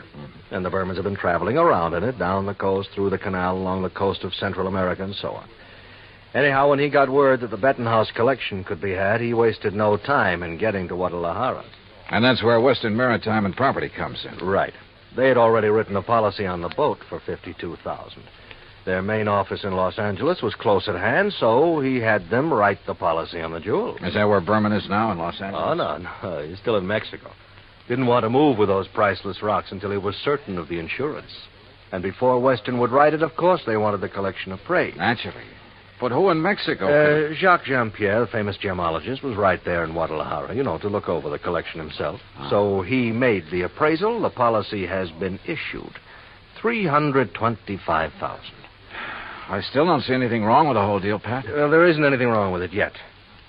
But in spite of Berman's standing in the profession, his reputation, it isn't everything it might be. Yeah, come to think of it, wasn't there a killing or two involved in this acquisition of the Star of Cape Town? There have been several things like that. He's been involved in attempts to smuggle in some valuable pieces. He always managed somehow to come out smelling like a rose. Legally, perfectly clean, you understand? But you still don't trust him? Oh, no. And with his planning to carry that load of stuff around in his yacht. Yeah, I see what you mean. If anything happened to those rocks or the boat, over $300,000 right out the window. Exactly. Now, belatedly, Western is worried about it. And they'll pay good money to have you assuage their worries. You have a Mexican tourist card? Sure, from my last fishing trip down there. Then I think you better go down and guard that collection until Berman gets it safely up into the States. He's considered quite the host. He'll probably be perfectly willing to have you aboard. Now, this is the kind of assignment I like. Yachting in the Blue Pacific. But surely he hasn't got his boat parked in Guadalajara. That's over 100 miles inland. No, it's at Mazatlan. And from what I've been able to learn, it's surrounded by armed guards day and night while he has some engine work done. But as soon as that's finished, he'll head north to the States. So he says. Got a branch office in Los Angeles. He'll probably deliver the collection there. I just want to be sure he gets there, Johnny. Okay, Pat. You can wire the boys at Weston that I'm on my way. Item 2, 191.40, plane fare and incidentals, Hartford to Mazatlan via Los Angeles. The first leg of the flight to L.A. was uneventful. Except for a good-looking young blonde from Santa Barbara, whom I promised to look up as soon as his case is... Well, that's not for the expense account. When we arrived at the Los Angeles International Airport, I learned that I'd have a three-quarter-hour wait for my plane to Mazatlan. So I grabbed a magazine, that's item 3, 35 cents, when I heard my name being called on the PA system. Johnny Dollar, report to Pan American Airways desk. With the thought in mind that perhaps my little friend from the plane might have decided to stay over in L.A. Her name was Rita, by the way. I lost no time in getting over to the Pan Am desk. Mr. Dollar? Yeah? Johnny Dollar? That's right. I'm Arthur, Western Maritime and Property Insurance Company. Oh, yeah. How do, Mr. Arthur? Planning to go on down to Mazatlan with me? No. But meet Monsieur Jacques Jean-Pierre. Monsieur Dollar, I am honored. How are you, Mr. Jean-Pierre? This is the gentleman who appraised the Bettenhouse collection for us. Oh, yes. I am an expert. So could issue the policy on it to Mr. Berman. Oh, yes. Yes, he's done this sort of thing for us many times. Oh, I don't know now, how I'm many... afraid that he's brought us rather bad news. Something's already happened to the collection? Well, not exactly. Not for the whole collection. No, not the whole... please. That is, I'm not quite sure. What I mean is... Yeah, just what do you mean, Mr. Arthur? Perhaps I should explain to Monsieur Dollar, eh? Well, I think somebody better. Yes, you go ahead, John. Yeah, very well. And while you're doing it, I'll cancel the rest of Mr. Dollar's reservation to Mazatlan. Yes, I'll do that. Oh, Claire... Oh, no, wait a minute. First, let me find out what this is all about. Oui. Oh, very well. Jacques here was in Guadalajara when the Bettenhouse collection became available for purchase. Yes, Monsieur Dollar. I had gone there in the hope that some of the pieces might be purchased separately. So? Alas, such was not the case. The Mariani firm decided to dispose of the collection only as a whole. I see. Well, what's this bad news you have? I am getting to that. Yes, you see, it's this no, way. Please. Well, then go ahead, John. Thank you.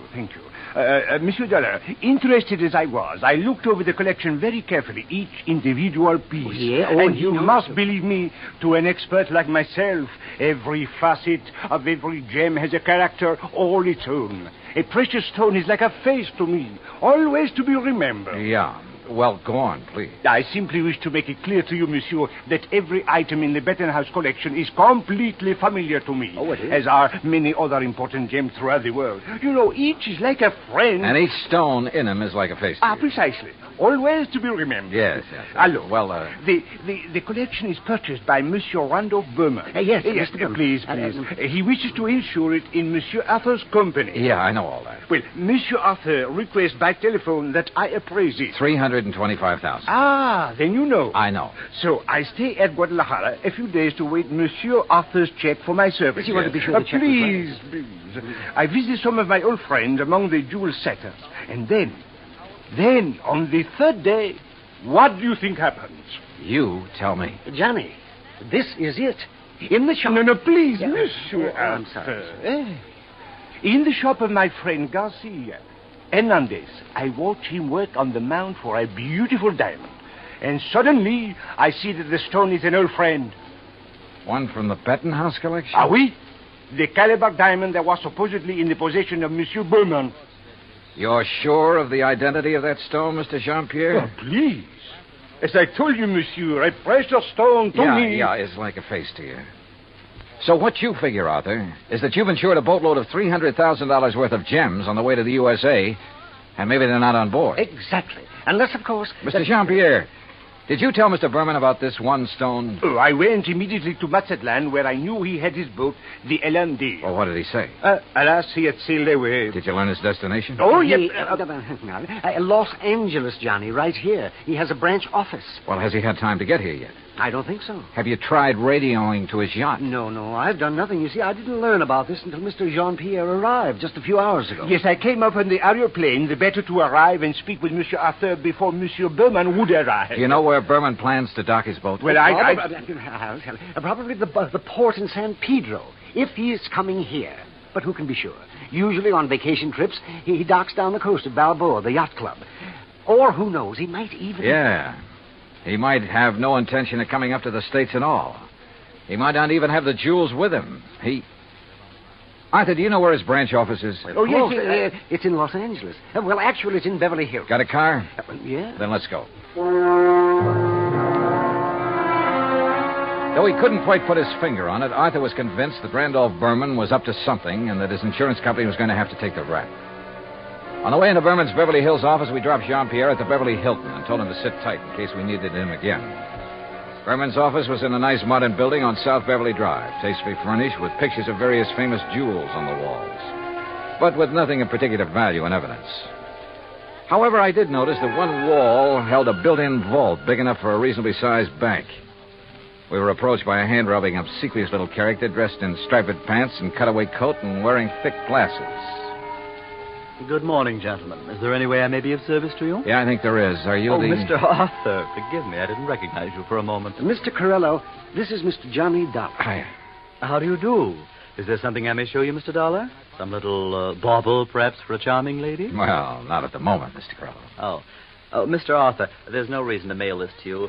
Let me see now. Oh, yes, here it is. Here is a request for slight revision of the policy on the Bettenhouse collection. Oh? What's this? Well, the wire was sent by Mr. Berman just before he embarked for Mazatlan. I was going to put it into letter form to be more proper. What's it say? But, now here, I'll read this. Please request Arthur revise Bettenhouse policy. Exclude Calabar diamonds. Value $4,000, which I have sold private party in Guadalajara. Oh, well, we kind of guessed wrong, didn't we, Johnny? Mr. Corello. Yes?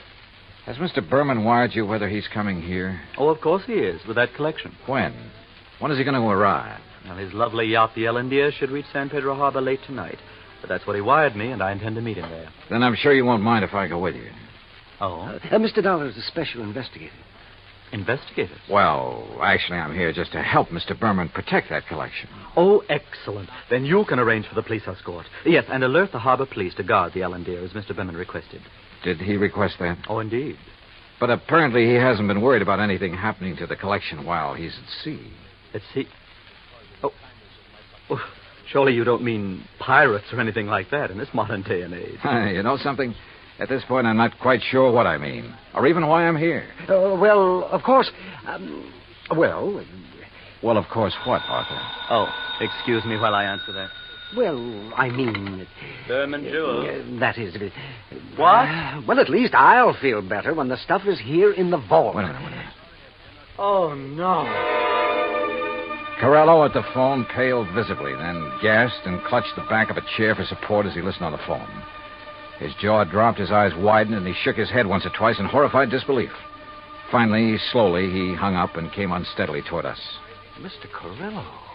Yeah, what is it, Mr. Corello? The Coast Guard. Yes? They said the Ellendia, the yacht. Yes? Sunk. What? In 600 feet of water. In the outer channel.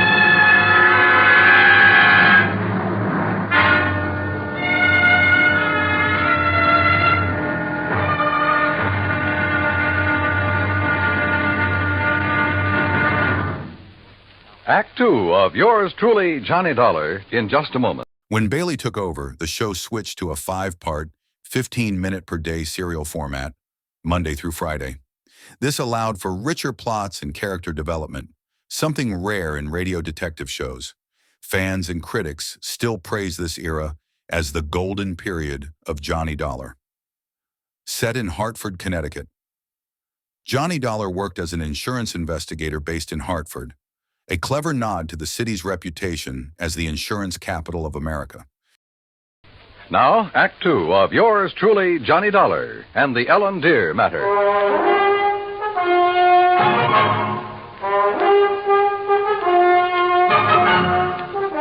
Expense account item 4, $7 even for a fast taxi ride to Coast Guard headquarters in San Pedro, which is really the port of Los Angeles. By dint of elbowing my way in, I got directly to Captain Barney Thorson. I'm afraid you got only half the story, Mr. Dollar. All I know, Captain, is that the Ellen Deer went down in some 600 feet of water in the outer channel. Total loss. That's correct. However, what you don't know is that the passengers, Mr. and Mrs. Berman, and the crew were picked up and brought in here. Oh? Outside of a little soaking and a little scare, they were perfectly all right. You see, the Ellen Deer had apparently had some engine trouble before she left Mazatlan. Yes, so I understand. Mexican authorities, with whom we fully cooperate, notified us we'd better keep an eye out for her. So when she reached the channel, we weren't surprised to get a radio call from her asking us to stand by that Universal joint was kicking up. Is that what happened? By the time one of our cutters got within hailing distance, she was on the way down. That propeller shaft had whipped loose, torn through the hull, and the Ellen Deer was sinking fast. Ask me, that boat was overpowered, Dolly. How do you mean? Well, it must have been, because sheer torque tore the whole engine loose from its mountings. And it plowed through the bottom along with everything else on board that was heavy. There was a big safe, for instance, anchored amidships. There was a what? A safe, you know, a small, heavy steel vault. Yeah, I know. That went down, too? Yeah, with the engine. It was all our boys could do to keep the owner from diving over after it. It was crying like a baby. You'd think he'd had the crown jewels in it. Maybe you're not too wrong at that. What? Not the crown jewels, perhaps, but a collection worth something over $300,000. Now, what about salvage? Salvage operations in 600 feet of water in that channel? Oh, yeah. No, Dolly. Salvage, even if it were possible, would cost a couple of times the worth of that stuff at least. The only passengers were the Bermans, huh? That's right. Prove 3. And they weren't able to save anything? Nothing. Not of any consequence, that is. One of the crew didn't even have his shoes and shirt on. What about Berman and his wife? It's funny what people will do in an emergency sometimes. What do you mean? Well, you've heard about the man whose house catches fire. He gets panicky, throws all the china and the glassware out the window, and carries out the mattress. What are you getting at, Captain? The only thing that Berman saved in his excitement was 2 beat-up old hats and a fishing rod. Oh, yeah, I see what you mean. And all his wife brought along was a handful of nylon stockings. She was hanging on to them for dear life. Oh, yeah, a big hat box with an evening dress half hanging out of it. And that's all? That's all. Hey, you know, that Mrs. Berman's quite a dish. Not too bright, but a real looker. Where are they now, Captain? They're headed for Beverly Hills. Beverly, Wilshire was the hotel, I think. In any event, Dollar, I'm afraid your company is going to have a big, fat claim to pay. On the yacht, yes. What's that mean? What do you think? Item 5, 320, long-distance call to the police in Mazatlan. I wanted to be sure that the Bettenhouse collection had been on board the Ellen Deer when she left port down there. Inspector Romulo assured me it had, that he'd checked the safe on the boat himself before allowing it to sail. Furthermore, he had insisted his own maritime service keep tabs on it up to the point where it made contact with the U.S. Coast Guard. In other words, the loot couldn't very well have been passed to someone else at sea. Item 6, 580 cab fare to Beverly Hills, where I dropped in at Berman's office. No, Mr. Dollar. He and Mrs. Berman are at the Beverly Wilshire. I'm sure you understand it's been necessary for them to buy a lot of clothes and things. Yeah, but he will come here. Oh, yes, indeed. From his last phone call, I'd say he'll be here within the hour. All right, then I'll come back. Please ask him to stick around and wait for me if he doesn't mind. Of course, Mr. Dollar, I shall be glad to. Oh, incidentally, he has had me phone Mr. Arthur and ask that claim forms for both the Bettenhouse collection and the loss of the cruiser be brought here to the office just as quickly as possible. Yeah, I'd figured as much.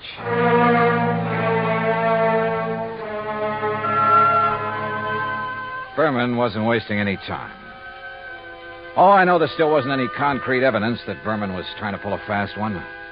Ostensibly, the only reason for my trip out here was to watch over that fabulous jewel collection. A lot of good I'd been. He'd lost the collection and his boat, and the company'd have to pay. Then a wild idea hit me. I suddenly remembered something that had happened months ago. Last July, to be exact, when a big passenger liner, the Andrea Doria, had sunk off the Atlantic coast. According to the papers, when the survivors were brought into the port, the usual customs inspection was waived. And it occurred to me at the time that every one of those people could have easily smuggled in anything he could carry or conceal in his clothing. I'm not saying it did happen. I'm sure it didn't. But it could have. And if such an idea occurred to me, why not to a man like Berman, who was already pretty well known for his tricks to evade customs? Item 6, 20 cents, phone call to the Coast Guard and Captain Thorson. Thorson speaking. Johnny Dollar, Captain. Answer me just one question, will you? Sure, what? When you brought them in, were the Bermans required to pass through customs? Well, no, of course not. There'd hardly be any reason to... Thank you very much.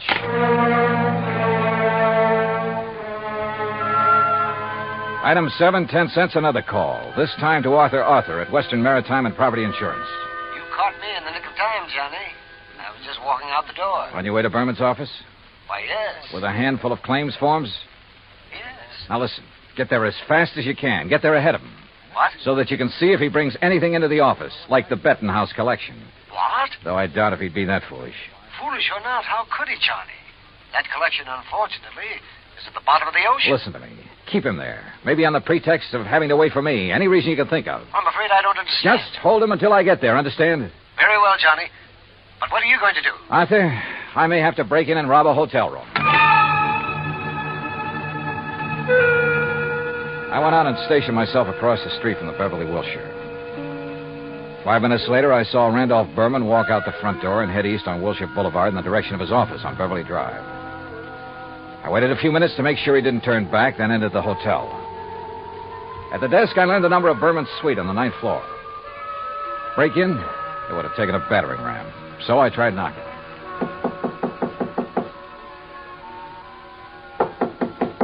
All right. You don't have to bust down the door.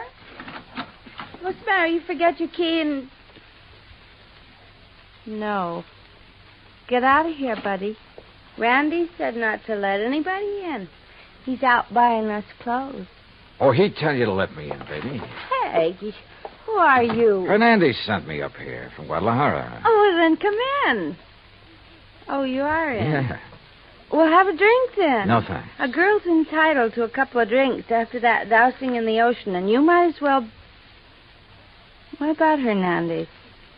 Your husband sold him the wrong stone from that collection. Sold? Oh, he gave it to him. Oh, then you know about it. Oh, sure. So he could make a legit-looking change in the insurance and convince everybody he was on the up and... You sure you're from Hernandez? You kidding? How else would I know about the whole deal? I don't know. Hey, Randy said not to let anybody in here or he'd kill me. Dumb blonde, he called me. You? A smart, beautiful girl like you? Oh, hey, you're okay. My name's Vi. Come on, let's have a drink. No, thanks. Listen, Vi. I've got to get the right stone from that collection, the caliber diamond. Then I'll leave this one I've got in my pocket here. Which one you got? Let me see it. Oh, no, only Mr. Berman. And only when he gives me the caliber. Well, which one you got there, huh? Well, never mind. I'll show it to Mr. Berman. I just want to see it. Not until I get the caliber from the collection. So, if he isn't here, if he's taken it to the office, I'll just... You think he's crazy? Let everybody know he... Let me see the one you have, huh? Look, I just told you. Anyway, how do I know I can trust you?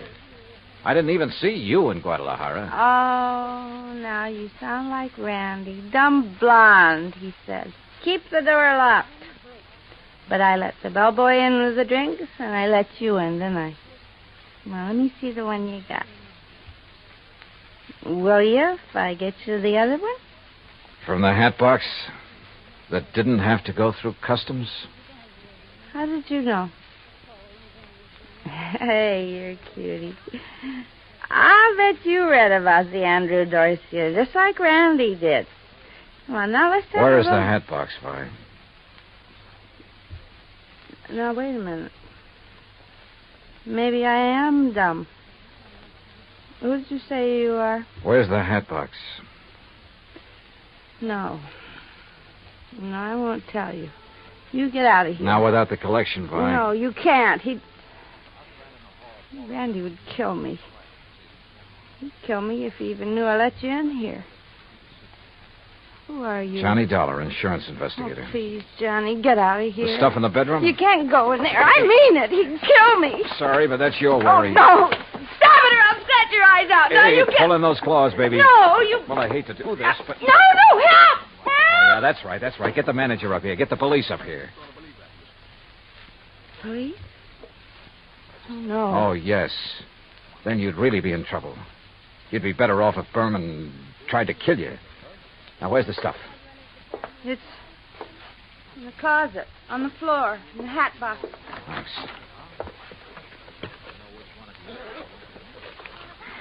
Well.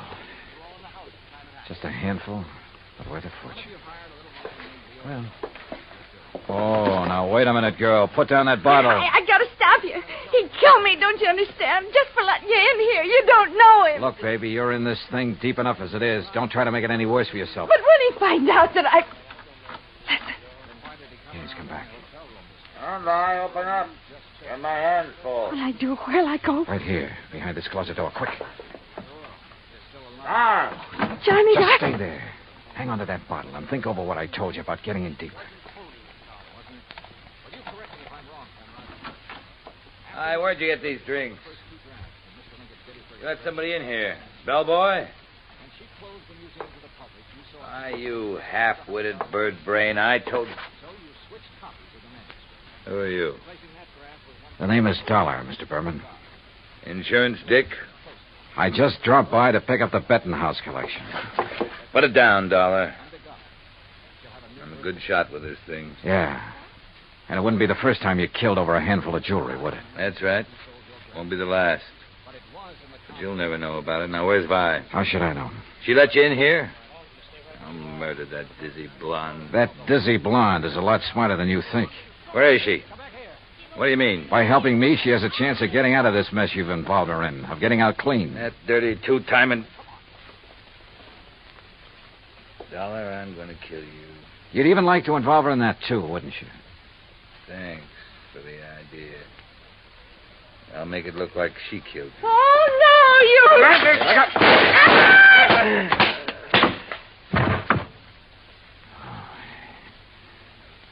Nice work with that bottle, Vi. But he missed you. Please, you won't let him... No, don't worry, baby. He won't bother anybody. Not for a long, long time.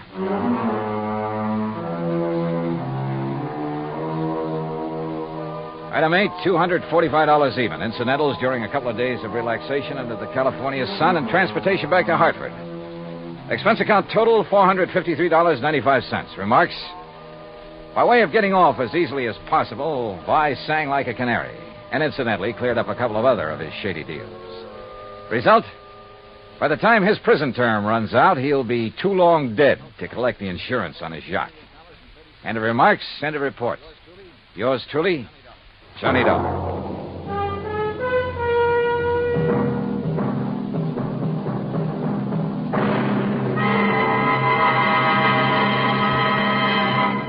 Now, here is our star to tell you about next week's story. Next week, the DeSalle matter, and I promise you a double-barrel thrill in it. Join us, won't you? Yours truly, Johnny Dollar.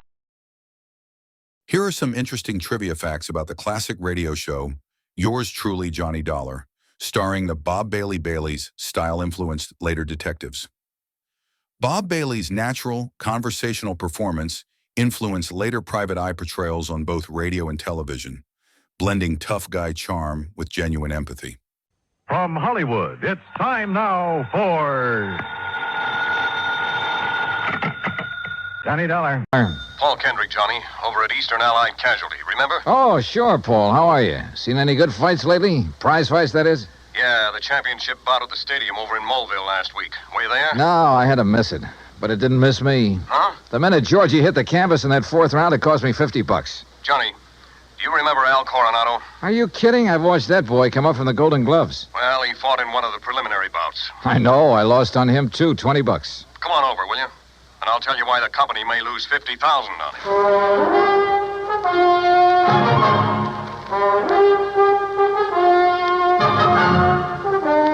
Bob Bailey in the exciting adventures of the man with the action-packed expense account, America's fabulous freelance insurance investigator. Yours truly, Johnny Dollar.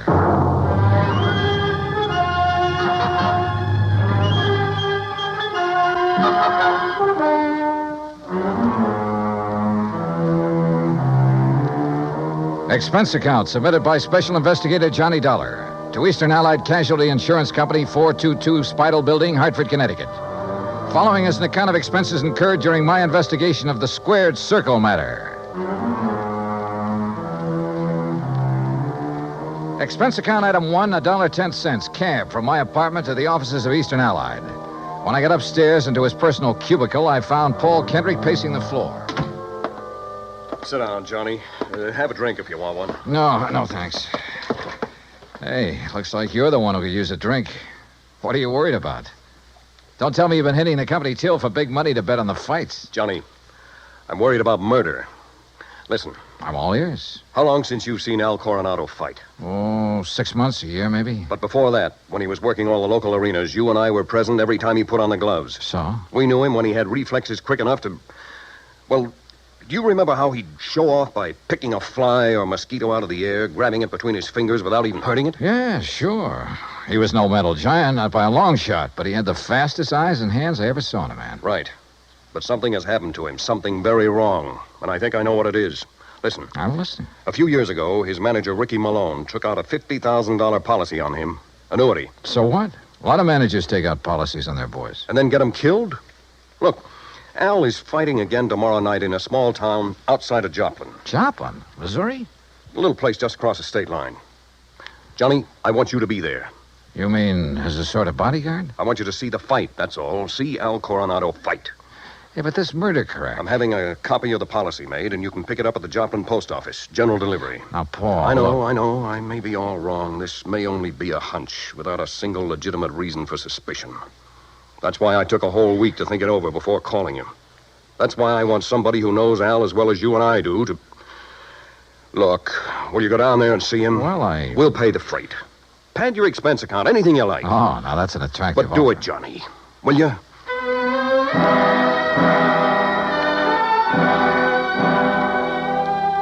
Item 2, another $1.10 back to my apartment to pack.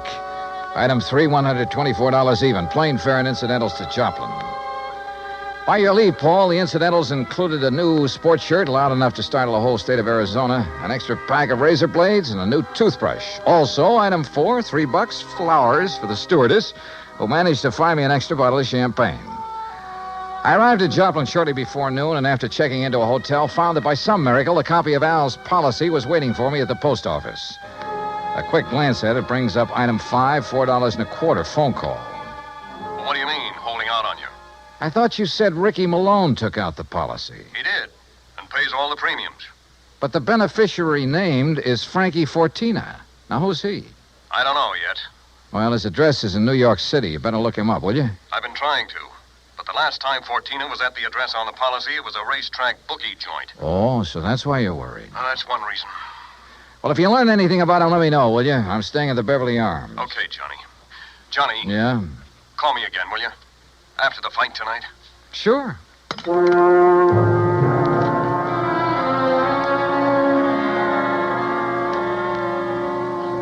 I was tired, so I had a big lunch. That's item 6. Went up to my room and slept. I overslept. It was nearly 9 o'clock when I woke up, so I grabbed a cab. That's item 7, and went out to the arena in the nearby town of Mount Elba. For $5, item 8, I managed to get a seat at ringside in time to catch the end of the last preliminary. The winner in 1 minute, 10 The program seconds told me of the Al third was round, scheduled the for the boy main from event Toledo, Ray against some local boy named Rafe Cummings. I never heard of him, and I doubt if anybody outside of Tucson ever had. I understood why when he stepped into the ring. This kid looked like the rankest kind of amateur. Strong, sure, and in good condition, but clumsy. He almost tripped over his own size 15 feet. And it was no act to fool an opponent either. Al, when he came in, looked as good as ever. He gave me a quick glance of recognition, though I'm sure he knew nothing about me except possibly my name.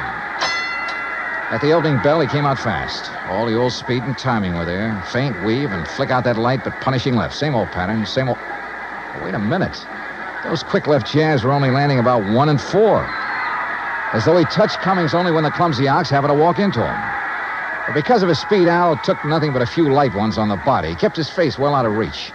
Oh, yeah, his timing was perfect, but his aim was terrible. Every time he shot out his fist, he was 3-4 inches wide. Then a funny thing happened.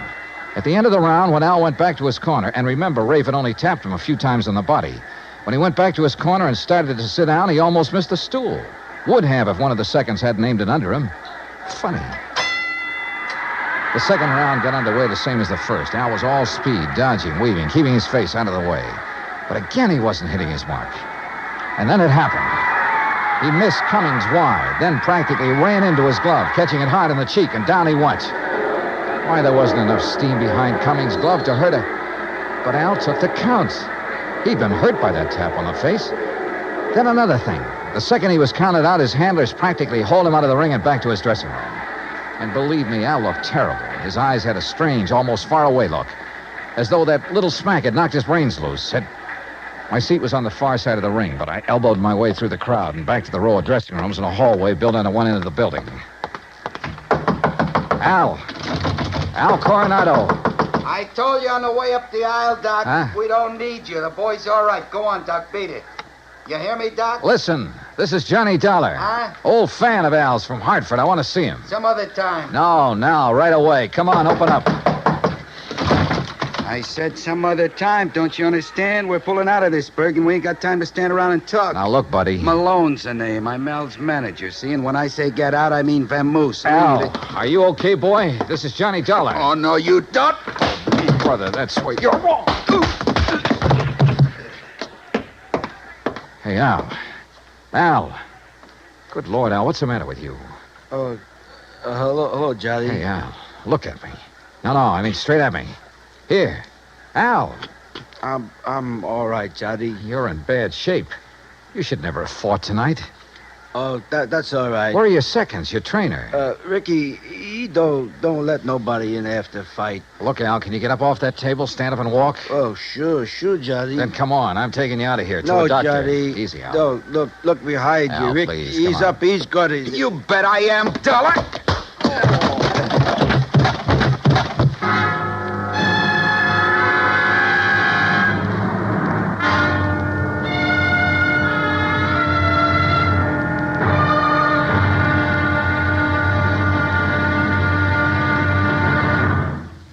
Act Two of yours truly, Johnny Dollar, in just a moment. Here are some more interesting trivia facts about the classic radio show, Yours Truly, Johnny Dollar, starring Bob Bailey. CBS had plans to adapt Yours Truly, Johnny Dollar, for television with Bob Bailey in the role. However, Bailey declined to move from Hollywood to New York, and the project never happened. Now, Act Two of yours truly, Johnny Dollar, and the Squared Circle Matter.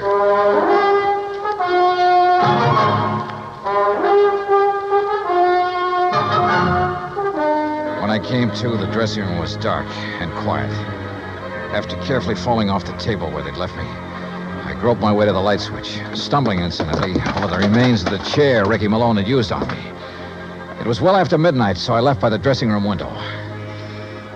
The second I reached my hotel room, I put through a long-distance call, hoping Paul Kendrick would be in bed. He was. Yeah, hello? Johnny Dollar. And, Paul, you're right. It'll be murder unless I can stop it. Hmm? Hey, you awake? Oh, you mean Al Coronado. What's happened, Johnny? Plenty. And listen, that boy is more than punch-drunk. He's had a brain injury of some kind. I'll bet on it. That's what I was afraid of. The tap on the face that knocked him out tonight wasn't enough to hurt a kitten. But a good solid blow would probably kill him. That's why he kept protecting his face. But Ricky Malone is making him keep on? Who else? I just met the gentleman, by the way. Well, what'd he say? Did you question him? Before I could, he cracked me over the head with a chair. Where's he now? Oh, I don't know. What are you going to do? See if the police can track them down. Malone said something about leaving town right away. Keep after him.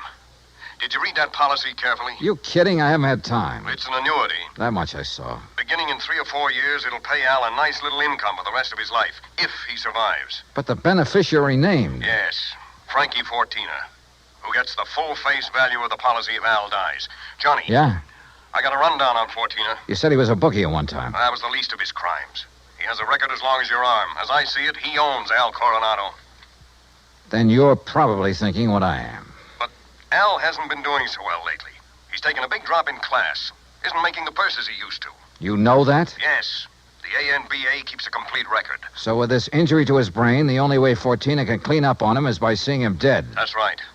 Well, what about medical examinations before these fights? Ricky Malone could bribe his own mother, especially in some of the towns where Al has been fighting lately. Yeah, it's possible, of course. Also, what you and I believe is wrong with Al is one of the hardest things in the world to detect. Yeah, I must admit he looked great when he entered the ring. Okay, Paul, one thing's in our favor. Neither Al nor Ricky Malone knows who I am, outside of being a fight fan. Just so Fortina doesn't learn different. Where is Fortina, by the way? I don't know. So, Johnny, whatever you do, be careful.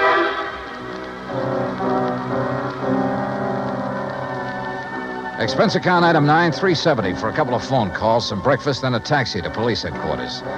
I'll say this for the Joplin police. When they go into action, they really get things done. Within less than 2 hours, Sergeant Danny Ruskin dug up all the information I wanted. Well, that ties in with what Conroy found out at the airport. No, that does it, Herm. Thanks very much. Something? And I think it gives us the whole story, Johnny. Al and his manager, Ricky Malone, checked out of their hotel, the Rayberry, at 1 o'clock this morning. Just the two of them? Right. There was no third party by the name of Fortina or anything else, just the two of them. They caught the 140 plane for Oklahoma City. Oh? And there they bought tickets routing them to Monterrey, Mexico. Mexico? How soon can I get a plane? You going down there, huh? I told you, I gotta save that guy's life. All right, look, in Monterrey, look up Sergeant Romelia Garcia, Main Homicide Division. You mention my name, he'll give you anything you want. Good. Now, what about that plane?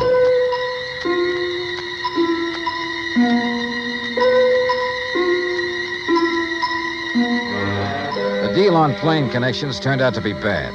The best time I could make was by way of El Paso. That's item 10, $127, including incidentals. I finally pulled into Monterey shortly after 8 p.m.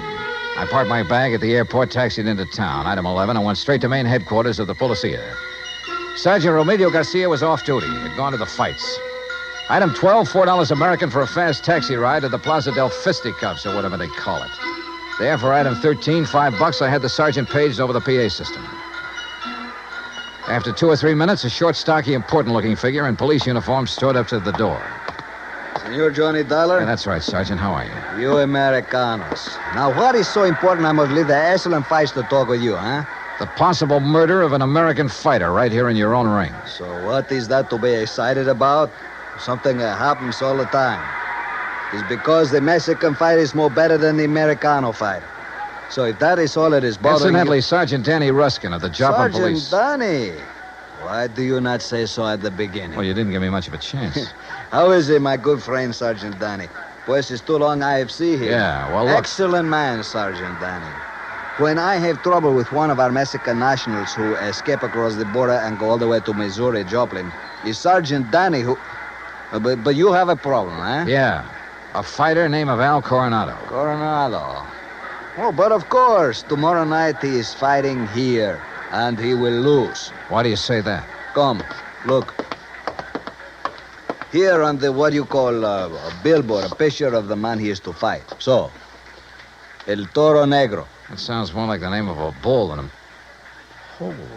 See, big man, is he not? Is this picture real? 240 pounds, senor. But Al Coronado only weighs in at 181. See? El Toro, big man. And Senor Dollar, he is a killer. Our best. 3 men he's knocked out of the ring. But nobody hurts him, so no wonder you worried. Sergeant, unless you and I can stop it, that won't be a fight tomorrow night. It'll be a premeditated, cold-blooded killing. Oh? How so?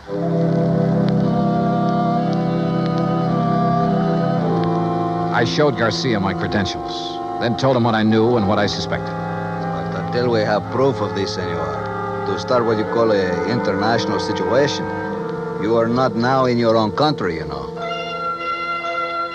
Still, he agreed to cooperate. First thing, of course, was to locate Al and his manager. In this city of nearly 200,000, that could be pretty rough. But he said he'd try. He drove me by the airport to pick up my bag, then to a hotel. And there, as the bellhop unlocked the door of my room, I got a real break. The next door down the hall opened. Hey, kid, how'd you like to bring me up a glass of warm milk, huh? Al Coronado. Huh? Oh, hi. Here, boy. Just put in my bags inside and leave the door open. Gracias, senor. Hey, Al, are you alone? Oh, sure. Hey, you're Johnny, ain't you? Yeah, that's right, Johnny, and I want to talk to you. I used to see your rig side all the time up in Hartford, You saw me in Joplin, too. Only you don't remember. Where's Ricky Malone, your manager? Oh, he said he had to go meet somebody. He's always going out. Look, Al, I'm an insurance investigator. Oh?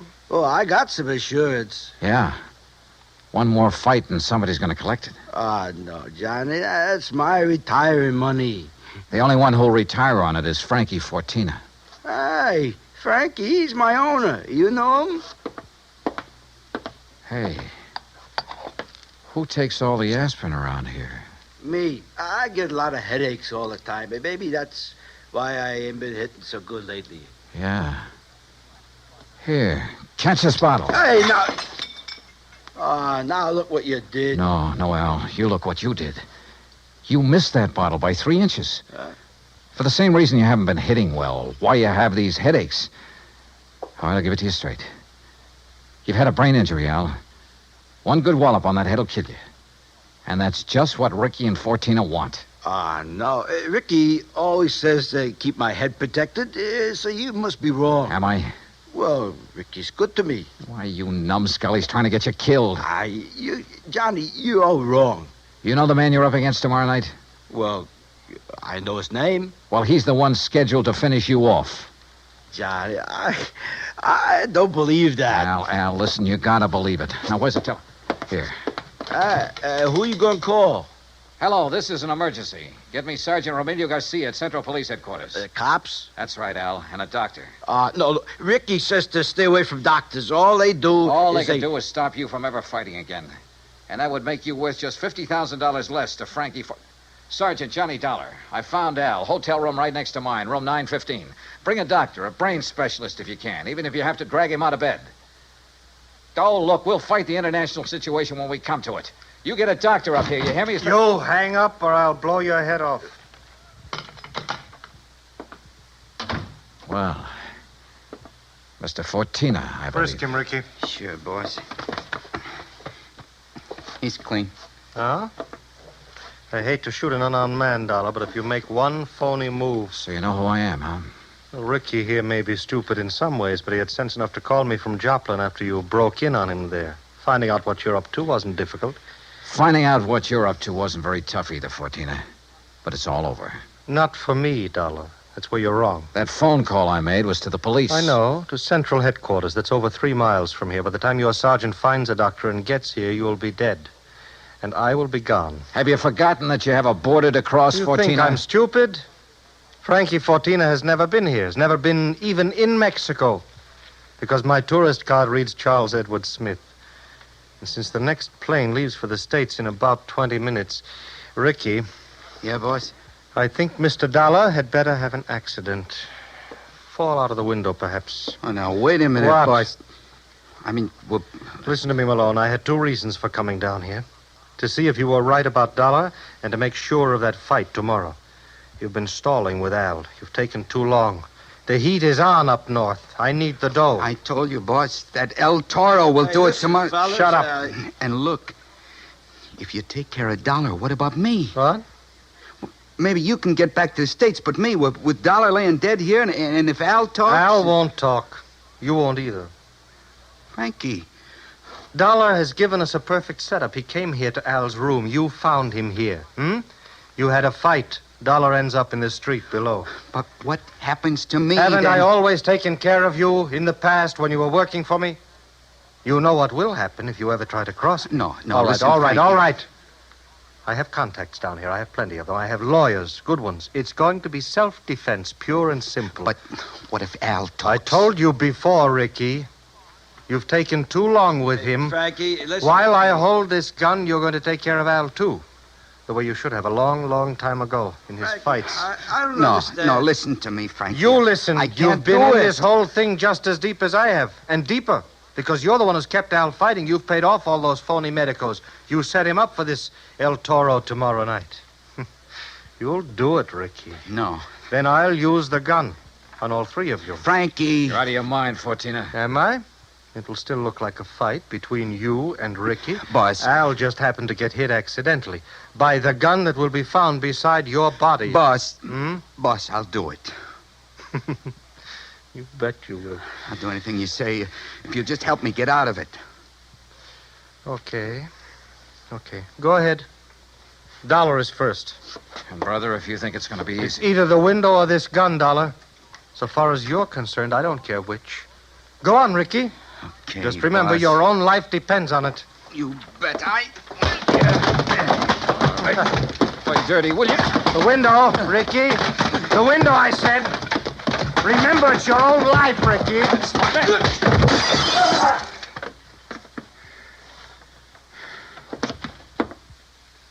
All right, Fortina. So you have got a gun? Hal. Yeah, Johnny, I hit him. Well, don't be. Si, Senor Dollar, with one very fine, clean left hook. While Fortino was watching you and the unfortunate Ricky. Yeah. You got here a little late, Garcia. You see, but tell me, Senor, what makes you think this Al Coronado has lost his punch? Expense account item 13, $100. Legal expense, mainly a deposition for a lawyer to take to court. Just how Garcia got me out of having to stay in Monterey for a hearing, I will never know, but he did. As for Al Coronado, I suggest the company make some adjustment in his policy that'll permit paying his annuities immediately. And why not? The company should have investigated more thoroughly before issuing this policy anyway. And if it doesn't show a little heart, but I'm sure it will. Item 14, $224.50, hotel and incidentals and transportation back to Hartford. Expense account total, $491.20. Yours truly, Johnny Dollar.